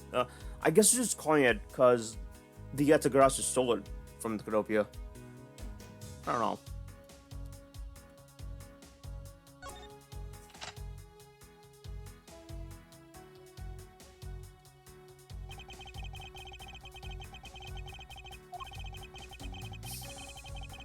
All this time.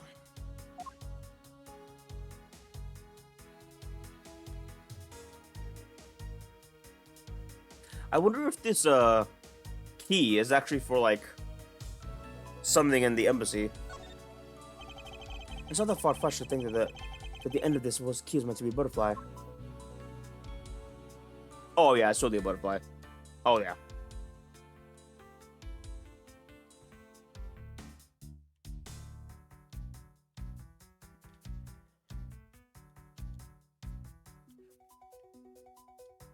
Huh, I can't turn it back to a key. Knife. Interesting. So this is what took Mr. Christian's life. Some of his blood is still on the blade. Wow, I've been a detective for 7 years already. I've seen a lot of weapons in my day.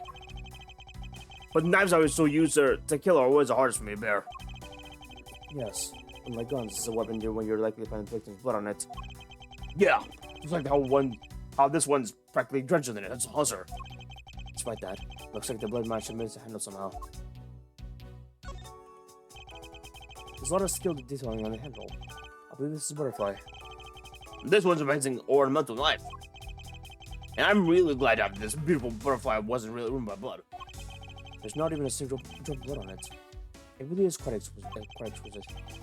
So much so that when you understand its beauty, detective. Hey, why don't you try having a look down my taster? Why do you always have to look down my taster? I know what I like, and that's really well crafted. Why do I look down this taste?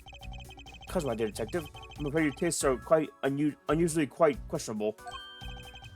This knife. It appears that the handle of this is removable. I guess so. Only people can change them whenever they feel like. Sounds fun, sir. I don't think people will remove the handle just for fun, detective.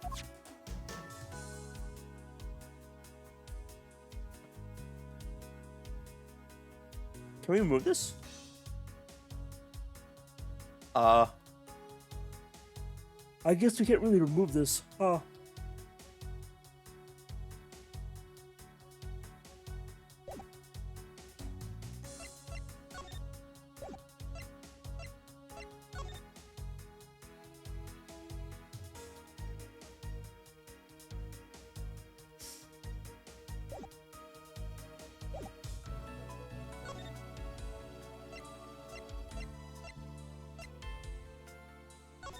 I wonder if we can present the knife, actually. No, dear. If people were to find out that the murder occurred at our embassy, our number of tourists would plummet, as were our revenues. It'd be a disaster. What are we going to do?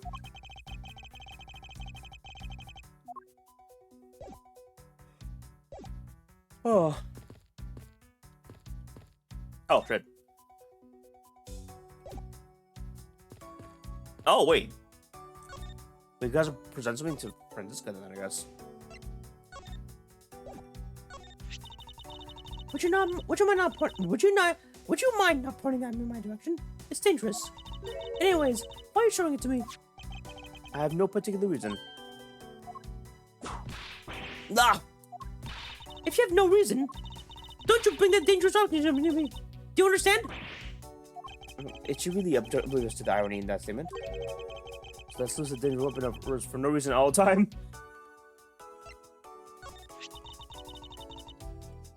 Well. Oh my god, another one. Damn it. I thought that was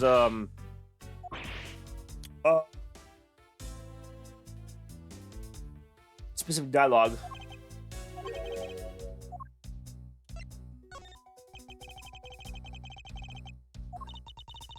Since you asked someone else, I'll ask you. I must also make sure. Oh god.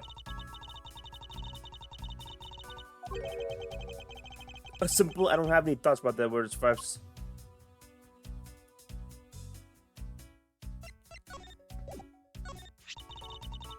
It appears he died of a stab wound. Whoever did this had a lot of nerve. I just can't fathom what could have led the killer to turn a knife against a man. And I just can't fathom what a prosecutor lashing out with whip and singing. My God.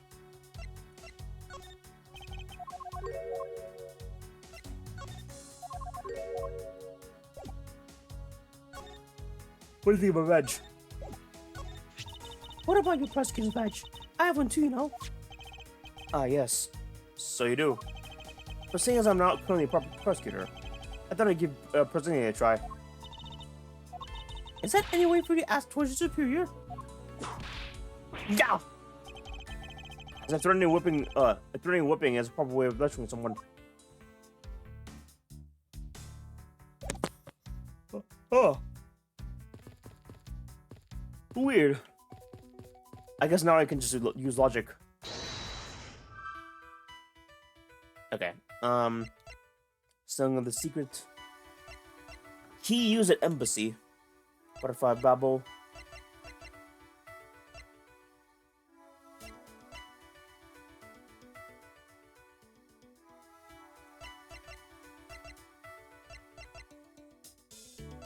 Oh! I wonder if it's actually the key for that. We know for a fact that the Yatagarasu's key was used at the embassy. Furthermore, we found it in the victim, Mr. Cushion's pocket, which leads me to think that perhaps it is a key to the personal safe in this office. Good thinking, sir. Let's give it a try. It appears I was correct. The key that was left to us in the victim's pocket. It literally turned out to be the key in the key to the next piece of the truth. What do we have here? Hey, there's something inside. There's something inside. You think you have to cross me off with everything, sir? No, detective. I believe all we need is a closer look. I will arrest until I've suspected every looking nook and cranny. What is this here? It looks like a ripped off corner piece of paper, sir. No, I don't think it's ripped. It seems to me like it's stuck in the safe. Hey, you're right. Don't budge it. Not even when I took it out, sir. But I don't think we've seen paper stuck on this inside of a safe before. Hold it. Detective, I think you have it backwards. It's not the paper that's strange. It's a safe. What do you mean? What I mean is that the secret to the safe is that even just eyeballing it, you can see that inside of it is a bit too shallow. Furthermore, with the unnatural way people are stuck at the back of the safe, I'd say that there is an extra bit of space around the back of the wall in the safe. In other words, the safe has a second compartment. What? I suppose you are correct in asserting that the paper is stuck in an unnatural manner. However, if what you say is correct and there is a second compartment, then how do we go about opening the door to it then? As you can see, there's no lock at the keyboard inside. Actually, there was one more spot of interest me on the safe. Oh? Yes, I believe the spot is keyhole is. I believe the spot is a keyhole to our mystery second lock. The safe and the locks. Alright then, if you're so sure of yourself, show me how you do the answer. Hey, it's holy, sir. It's a little too oddly shaped for the latch hole. Wow, it's funny shaped for a latch hole too, sir. It's shaped kind of like a star, don't you think, sir? Detective, I would hardly call that shape a star. There must be some reason for this hole. Well, there's gotta be some reason why this hole is shaped so weirdly, you know? Am I overthinking this? No, I don't think so. Maybe it's overthinking things. Nah, there's no way I can overdo that. Haha. Detective Gumshoe, could you please be quiet for a second? You're frightening me. Let's use a key on this again. Eureka! Doesn't the shape of the keyhole remind you of something, Francisca? The shape? It does look very familiar. However, I believe it's simply natural for the shape's locks mechanism.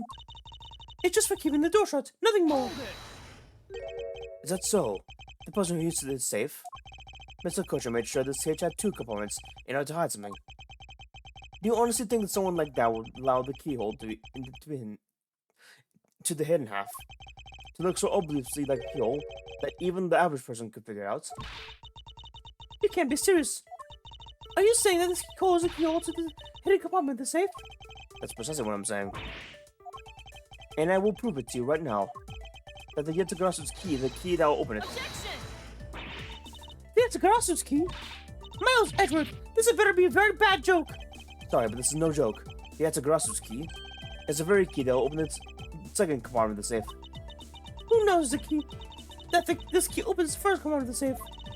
But the keyhole you're talking about is of an entirely different shape of that key. Let's go over this again, shall we? The Yetagarasu's key was originally meant to be opening the Mr. Kuchin's safe in the Kuropian embassy. We confirm this as a fact by opening the door to a safe.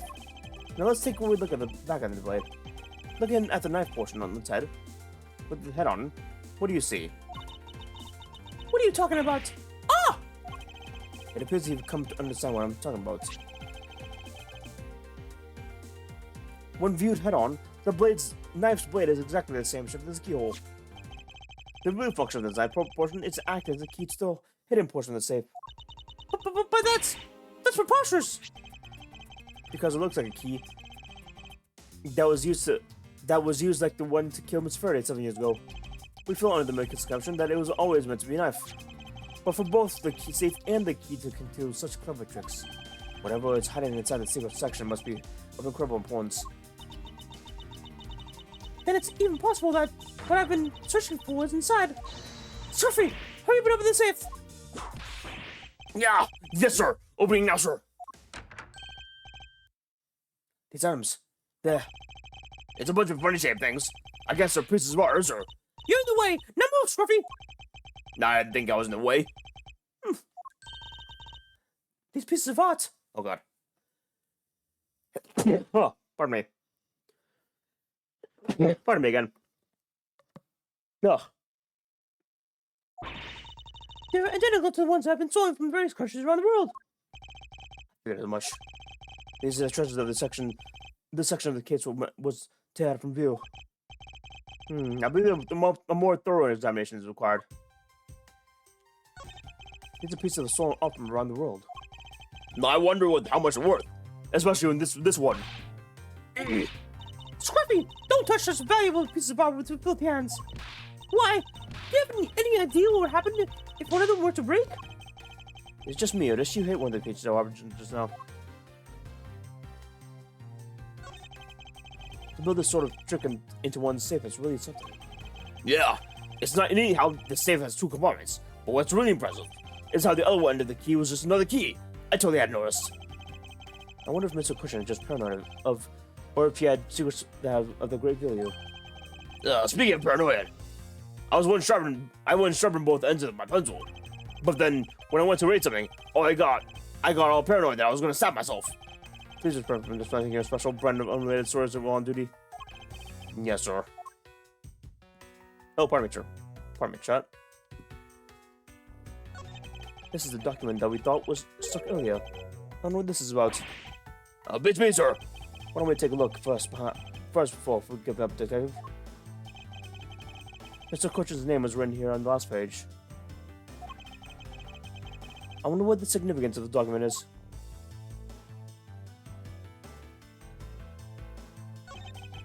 It appears that we found the key that the Yatagarasu, no, Miss Yu stole 7 years ago.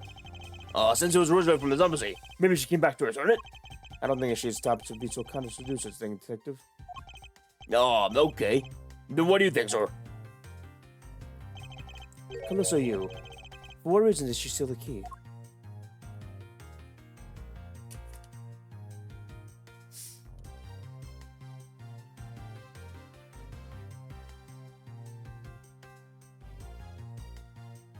Huh. Can I logic? Guess I can. I can at least connect these two at least.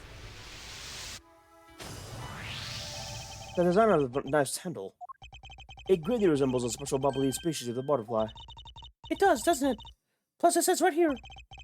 This knife is property of the Republic of Bubble. Perhaps this means that the knife used in the crime was found on the right in this room?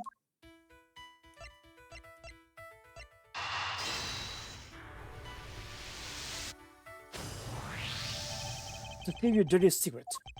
Is it possible that the dirty secret the Yatagrasu was out to steal was in this very room?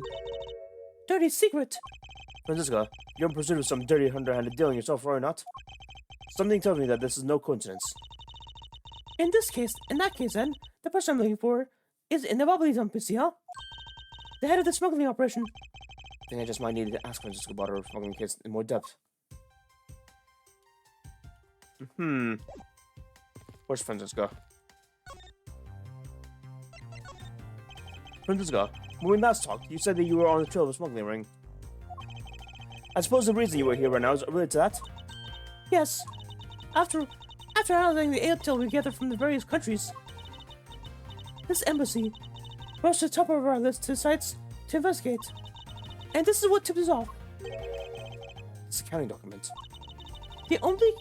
This only one page of the whole thing, but we're not sure about all the details. However, it's enough for us to grab onto the tail of the beast. Well, you see, this type of paper was made only in the Principality of Cordoba, which means that somewhere in the countries of Albas and Babel is his head. The one pulling the strings behind the entire smuggling ring. That's Francisca for you. She's amazing, pursuing the case with all she has. Can I present that and get more details? We were able to finally obtain this proof of the smuggling operation through Interval. So remember to take extra care when handling my subordinate. She's enjoying the power trip of calling me her subordinate just a tad too much. Huh. So she has 2 of 3, but 1 and 3 are here. The fact that Manny has it, I guess, makes it, ties him to the smuggling ring. Eureka! Take a good look at these documents, Francisco. It says that there are 3 pages in total, and yet there are 2 here. Correct. Now take a look at the smuggling ring activity document in your possession. Tell me, is it not possible that your page was taken from these sets of 3? Well. It certainly looks that way. By putting all multi-part puzzles together, we seem to have arrived at an answer. And it seems that you have now found what we're looking for. Yes, and with this, it has become crystal clear that Mr. Cochin himself was responsible for the mass smuggling of Bubbly's Inc. Bubbly's Inc. Bubbly's Inc. was a special product of the Republic of Babel. However, due to the special reason, only a limited volume was ever exported. Hold it! And that reason is... That's classified. It's only to their places, and you don't need to know. In any case, it seems that the head of smuggling ring was a victim, Mr. Manny Cochin. His base was in an embassy, thus, it was hard for both our country and his to intervene, making the ideal condition under which to run a smuggling operation. But it's so frustrating. Unless the person I was to rain judgment down upon with my whip of justice. Well, even if he is dead, we still have a responsibility to look into his misdeeds. You expect me to whip a dead man? Well, I'm not interested. You whip everyone but dead people. Wow.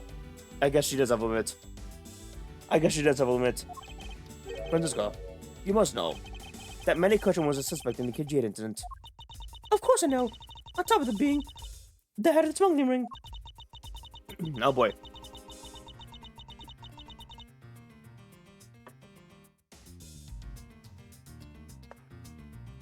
There's a matter of which really happened in that country case that needs to be resolved. Okay. Are you done investigating? You realize now, don't you, that this girl's the only one that it could be. Now come along quietly, Yatsugarasu. Hey, Faraday. You are under arrest for the murder of Manny Cochin. Mr. Edgeworth! Please, you have to believe me, I didn't do it!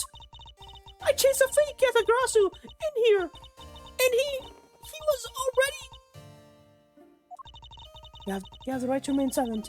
Anything you say can and will be used against you. Hold it!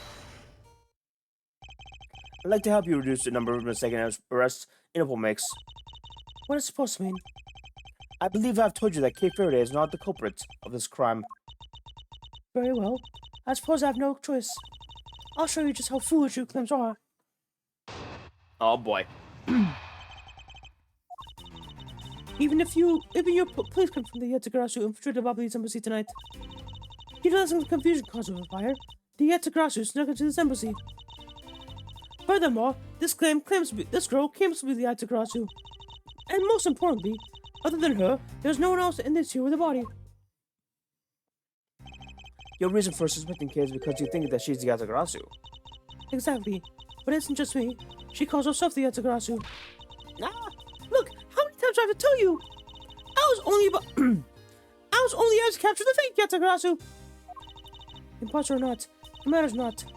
A Yatagarasu is a Yatagarasu. Very well. Then I shall prove to you that Kay is not the Yatagarasu who killed Mr. Manny Kojin. Go ahead and try. Show me what prosecutors of this country are made of. Alright. Alright.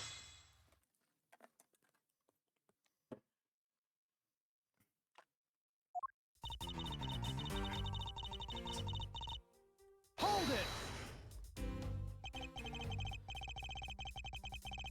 They may have confirmed this, but are you telling me that no one else could catch the thief?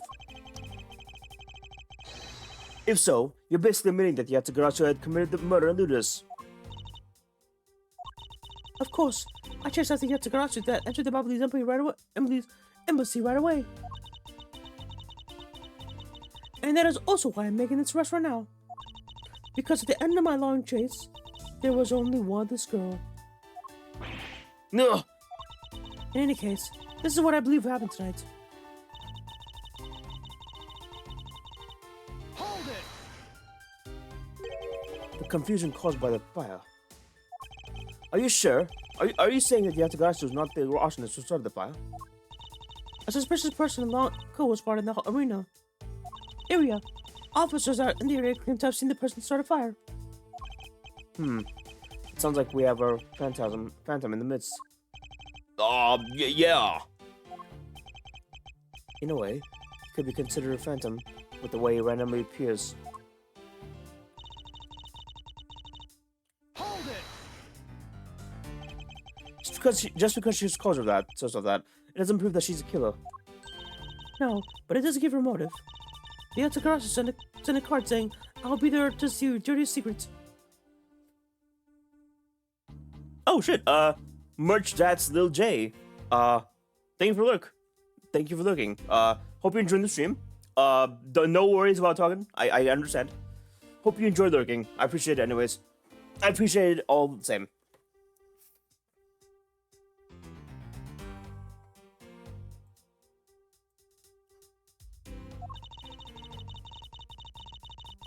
Furthermore, there are documents pertaining to some smuggling activity in this room. She obviously wanted to steal them. So she killed Mr. Kojin for the key. I see. Logic is very sound. I expected nothing less of the Agent Ling's secretary. However, that statement just now just didn't sound right. It might just be the opening I need.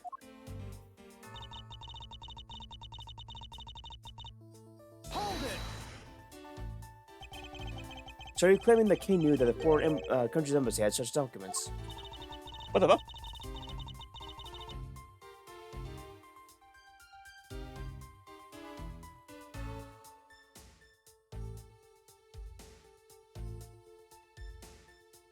What the fuck?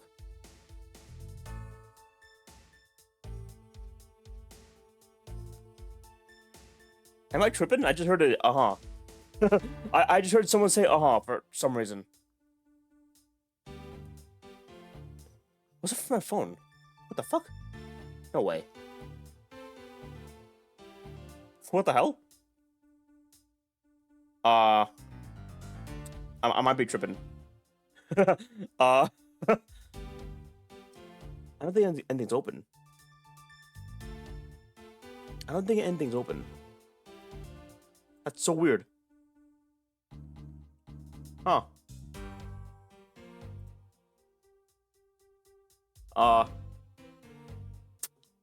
Okay. Sorry, that kind of tripped me up a bit. that tripped me up a lot, actually. I'm kind of concerned, but I guess I'll just continue on for now, and hopefully deal with it later. If I ever get back to it.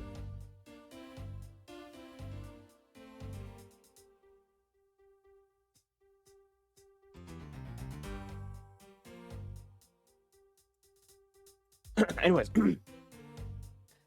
As stated in the calling card, the Yatagarasu was out to steal dirty secrets.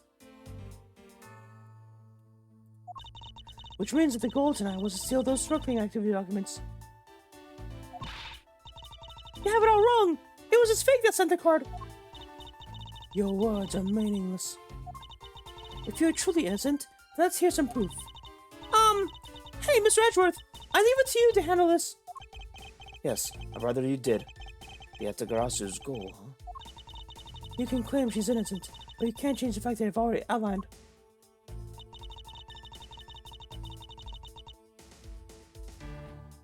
Hold it! I really don't think that being the first to discover the body makes her the killer by fault. No, but if you try to self-report a Yatagarasu standing in front of a body, wouldn't you get a little suspicious yourself? Yeah, even so, I'd still listen to what the person had to say before I pass judgment. Ha! Are you talking about yourself and those times when you were under suspicion? I think the pain of being falsely accused is something you really should experience.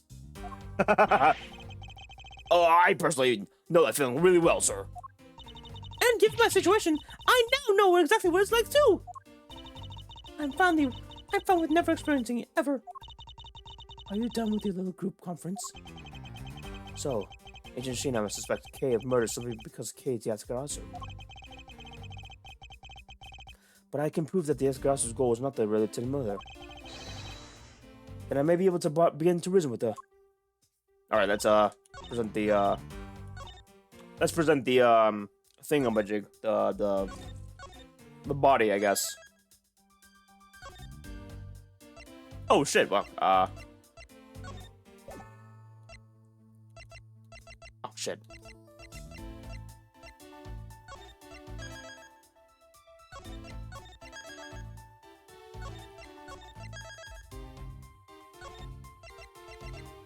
Okay.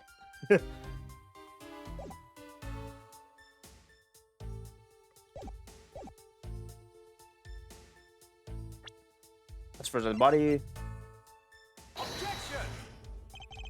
It's not? What the fuck? Okay, so I guess not. I thought it'd be that because if she wanted to steal the key, she wouldn't have left it in the pocket. But I guess I don't know. I knew it. Because I don't need to talk my way out of it. But it's I don't like wasting my time delving in subjects. They don't warrant a response. no. It would appear that I was mistaken.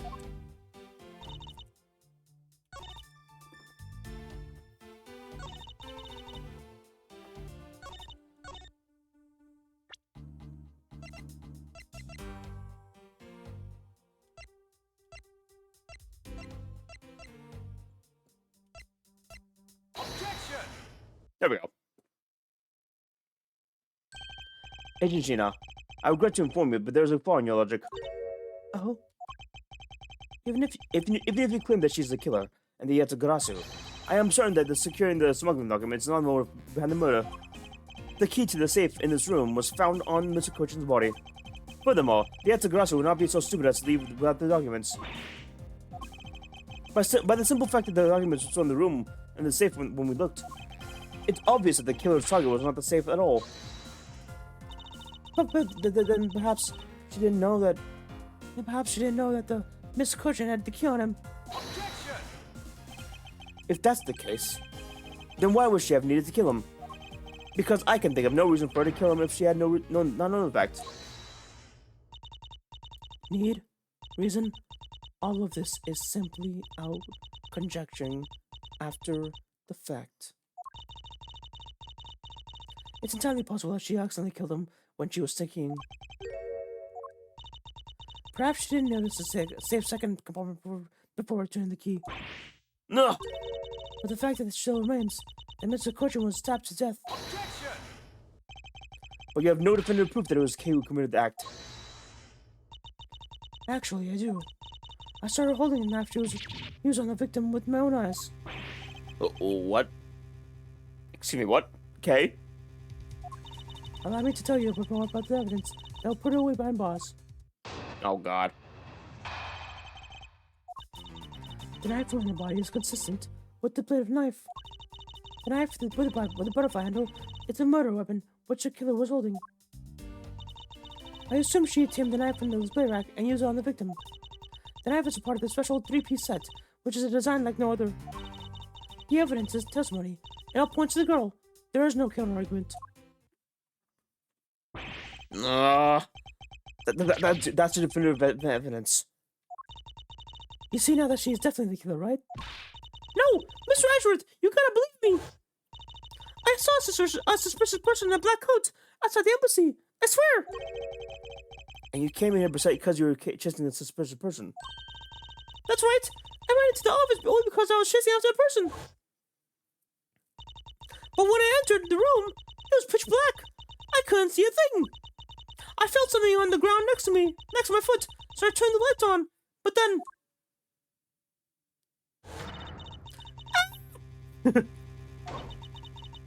Who's there? This is... I came to the room upon hearing the girl scream. And when I saw her holding a knife, I immediately restrained her. So the object fell by her feet on the floor was the murder weapon. I had the knife analyzed right away, but we failed to find anyone's fingerprints on it. But the suspicious person in the black coat who came into the room before me. You continue to insist there was a person, but if there was, where'd they go? That I don't know. But I know what they came in here. That sounds like a desperate excuse of a suspected killer, not a trustworthy testimony. You understand, don't you? We can't trust the girl's words, Mr. Edgeworth. She has a point. Even if Kay's words are the truth, I must show that they are with some solid evidence. Mr. Edgeworth, I really didn't. Kay, don't worry. If you didn't do it, then there must exist a way for me to prove that. Don't want to give me up, I see. In that case, try to counter my argument if you can. Don't worry. I can and I will. Alright. The rebut.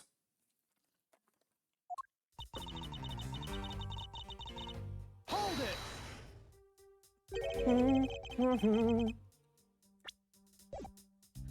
Does this mean that you will already have the results back? Will you confirm that the shape of the Bubbly's knife blade matches the wound? Oh, chat, incoming ad break. You'll be having ads for about a minute. So it should be fine, but, just so you know. Hopefully it won't be too bad. Please don't confuse the efficiency of Interpol's Fergus team with your own. Objection! I won't if you don't understand our police force. And so we're clear. I'd hardly say that your logic is sound, but you will see in a bit. If you can prove me wrong, please, by all means, go ahead. That's been my attention all along. Now let's resume your testimony.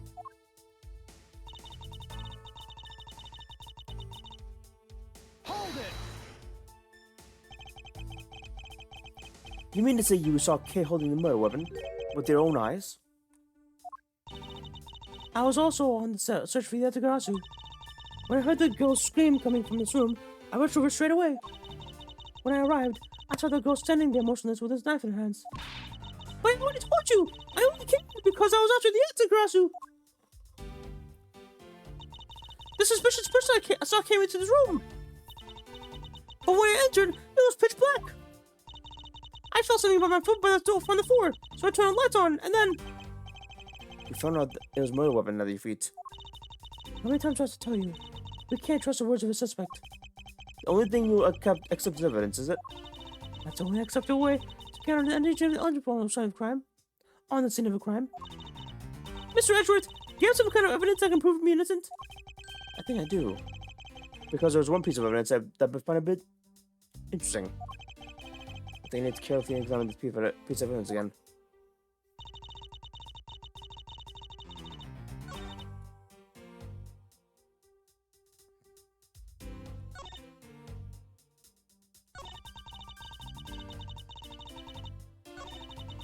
Hold it!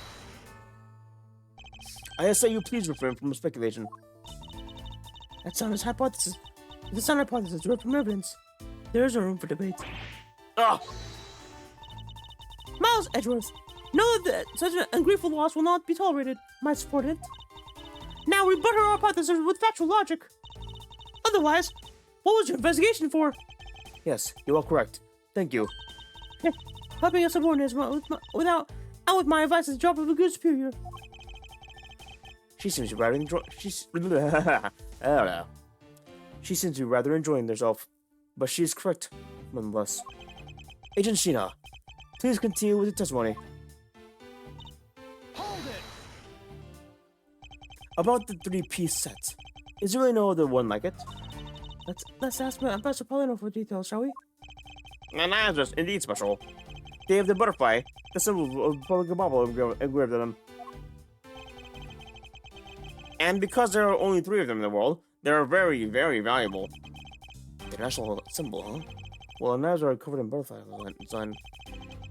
Along with Alabastian as a set, our respective countries will have only 3 knives each. I see. Oh, you said it's right now. Let's continue. Hold it! No, I believe there's room for debate, and I'll thank you not to decide that for me. I didn't decide anything for you. I'm merely looking into the reality the way it is. Objection! Are you sure you're not just viewing the facts through rose-colored glasses? This bitch. We made the comment and she puts on her sunglasses right immediately. Fucking swear to God. Mr. Edgeworth, I think she's mad at you. Perhaps, but our definitions of reality are a tad different. Are the 2 of you done chattering? Agent Sheena's proof is Babley's nuts that Kay was allegedly holding. Yeah. Yeah. So, how are you gonna prove that Kay didn't do it, sir? If Agent Sheena wants to suspect Kay merely because Kay was the only one here, and I must show the evidence that Kay couldn't have committed murder. But do you have such evidence, sir? Yes. There's one piece of evidence that seems very unnatural to me, and I believe that it is my duty to point out to Agent Sheena.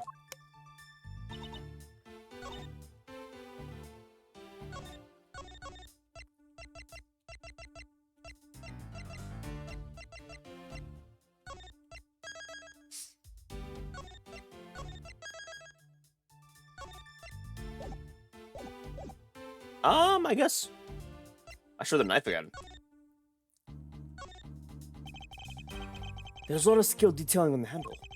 It would appear that the handle of this knife is removable. Well, I guess so people can change them whenever they feel like it, sir. Sounds like fun, sir. I don't think people will remove the handle just for fun, Detective. That was already something we already saw. Wait a minute. Okay. I was kind of hoping that we can remove the handle, but I guess. Objection! There we go. So the murder weapon was the knife with the butterfly design on it. But is that really the truth? What are you getting at? I'd like for you to take a look at this. There is blood on the blade, and yet there's not a speck of blood on the handle. This signifies that at the time of the crime, a different handle was attached to the blade. The knife that Kay was holding had its handle switched, and it was in fact not the real murder weapon. It wasn't the real murder weapon? The knife can be taken apart. Shall we give it a go? As you can see, the Bubbly's knife now has been disassembled into 2 parts. Then the killer must have pulled the murder weapon out of the victim's body and proceeded to swap the knife's original handle with the butterfly one. It was all to create the illusion that Mr. Cochin was killed with the butterfly at the end of the knife. This should clear up any and all suspicions surrounding about Kay. Your argument isn't answered yet. How so? It's possible that the girl herself is the one who switched the handles. Hold it! Don't be so ridiculous. For what purpose would she do such a thing? I don't care how no criminal acts and thinks. The way they view the world is beyond the comprehension of no person like myself. Therefore, I wouldn't put anything past them, no matter how automated it may be. The truth is right there in front of you, and this knife will show you the way. You will come to see that Kay is not and could not have been Mr. Cochin's killer. Ah, the flower. What is this mark on here? It's the mark of a flower. I assume you know what this means. No, not really. Blood flies for some flowers all the time to drink this with nectar. And so they do. However, would this butterfly really drink the nectar of this flower? The answer is clearly not a chance. Now to prove the relationship between the butterfly and the flower with this. Where's the thing? Do I show the knife? I guess I show a knife. I don't have the flag with me. Take that! It's not. I lied. I can't quite figure out what you're trying to prove with that. That is, If you're uncertain, then I imagine you try again. yes, that's exactly what I was about to do. It would appear that the piece of evidence was not sufficient enough. I should think over it once again, calmly and rationally. The flower mark and engraved in the blade, and the butterfly in the handle. There must be some kind of thing that can prove two symbols in the correct context for us. I guess this. Take that! What the fuck? It's not? It's weird. Okay.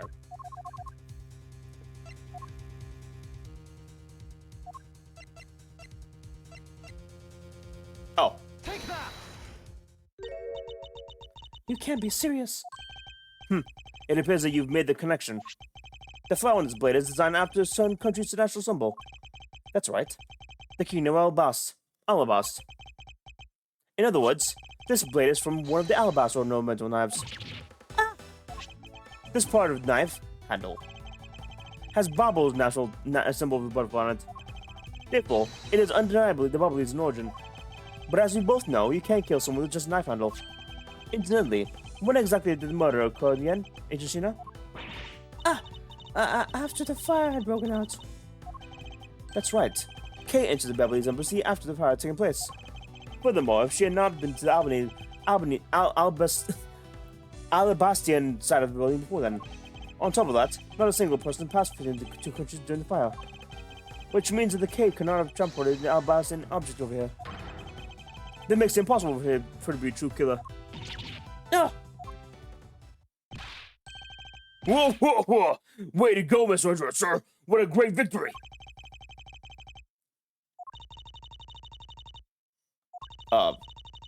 Guys? Hello? Why is everyone quiet? Huh? Why is everyone so quiet? I'm happy we got this far and clear K's name. But what worries me now is what will happen next. Objection! What is the meaning of this? An Alabastian knife here? Do you mean, how did this find its way to the Republic of Babel? It didn't just find its way over. Rather, we should focus on how it was smuggled up here. You know what? My brain hurts thinking about this while we're standing around. Thinking while you're on your run. Now that's the way a real great thief operates. Okay. Okay. Oh, thanks a bunch, Mr. Ashworth. For proving the incident, I mean. You believed in me the whole time, right? Tell me you did. Not really, but... Come on, you have to be so shy about it. Your argument is still not airtight.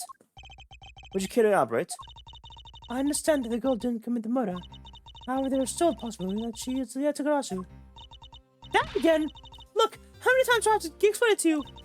I'm the real Yatagarasu. Oh my god. I'm not like that fake one that goes around saying fires, okay? Whether you're the real deal or fake, it doesn't really matter. All I have to say is this. I have my suspicions that the girl is the one who started the fire. Objection! Preposterous. On what grounds do you suspect her for such a thing? The fact that she calls herself the Yatagarasu. And that in itself is the most elegant proof. Miss Shina. Yes? I have no intention of taking back any of what I just said. Huh? I am the great thief Yatagarasu, and I refuse to allow such impostors to claim that name of their own. The path of the justice that my father pointed towards me, I will walk it the best I can. It's not good to be stubborn. I hope you can understand that. Thanks a lot for the concern, Miss Shina. Let me share something with you, too, as a token of my appreciation. Those sunglasses totally do nothing for you, so I'll see them for you next time, okay? Wow. That's kind of funny, actually. What? Well, I guess we better get going. Going? To where? To the Kingdom of Alabas! If we don't go, we won't know for sure, right? I suppose not. I suppose not. I suppose not. Damn it, I'm trying to find. I'm not good with female voices, Chad. I'm sorry, Chad. I'm not good with female voices. I hope it's still good regardless. I suppose not. We won't get anywhere simple by setting your thinking. To see where the alabaster knife came from. We'll have to pay the alabaster embassy a visit. Let's go, Miles Edgeworth. And you, as you're my subordinate, I will not tolerate you bringing investigators to the vault. Understood. Oh boy. Okay. I feel like this is a good place to stop. I feel like this is a good place to stop. I feel like it. It makes the most sense. I've been streaming for 4 hours. 4 hours, and it is already 3:47 for me. So I guess I'll just end it here. I guess. Let me just save real quick though. This should be the middle. Yeah, middle. Shilong Lang pushes back. Yeah, okay. We're gonna have to see him again. Okay, chat. This is fun. I can't wait to finish this next time I play this. I'm hoping. I guess I'm gonna finish it next time I play. I'm most likely I'm gonna finish it. Most likely. Yeah. Should be fun.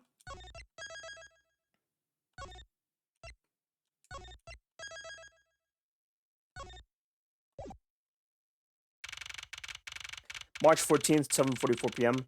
The Trump Neutral Lobby. Yeah, okay. Let's get back to the title real quick. I gotta eat, unfortunately.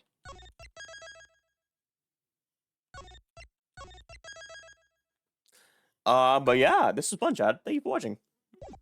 Hope you enjoyed. New items unlocked. Wow, that's a hell of a title screen. Thank you, Tiny. Thank you, Stratos. And thank you, Merch. Das Lil J. I don't know if you want to be called by Merch, but thank you for watching. Hope you enjoyed. I don't know if you're still lurking, but if you are, then thank you for watching. I really appreciate it. Yeah, I guess I'm gonna finish the Ace Attorney Investigations 1 next time I play. Most likely. I don't know how long the final case is though, so I guess I gotta be careful. I'll see. I'll try to finish next time. I think I'm near the end. I think I am. Hopefully. Unless it was like a case 6, but I doubt it. I doubt it. Yeah, I guess next time I stream is gonna be next week. I guess. Next week. Most likely not tomorrow night. I'm gonna be with friends, and Sunday night I'm gonna have to not stream because of work the next day. So I guess Monday night. I'll try to aim for Monday night. I'll try. Monday night or Tuesday night, I'll see. I gotta see. But yeah, thank you, Chad. Hope it was enjoyable. Hope you guys liked it. Next time is Ace Attorney Investigations finale, I guess, or at least I'll try. Yeah. Thank you for watching. I will see you next time. Peace and take care.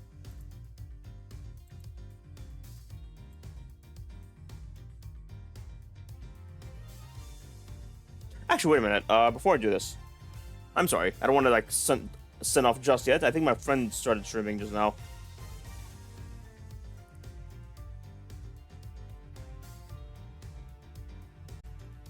Wow, I lied. Okay, never mind.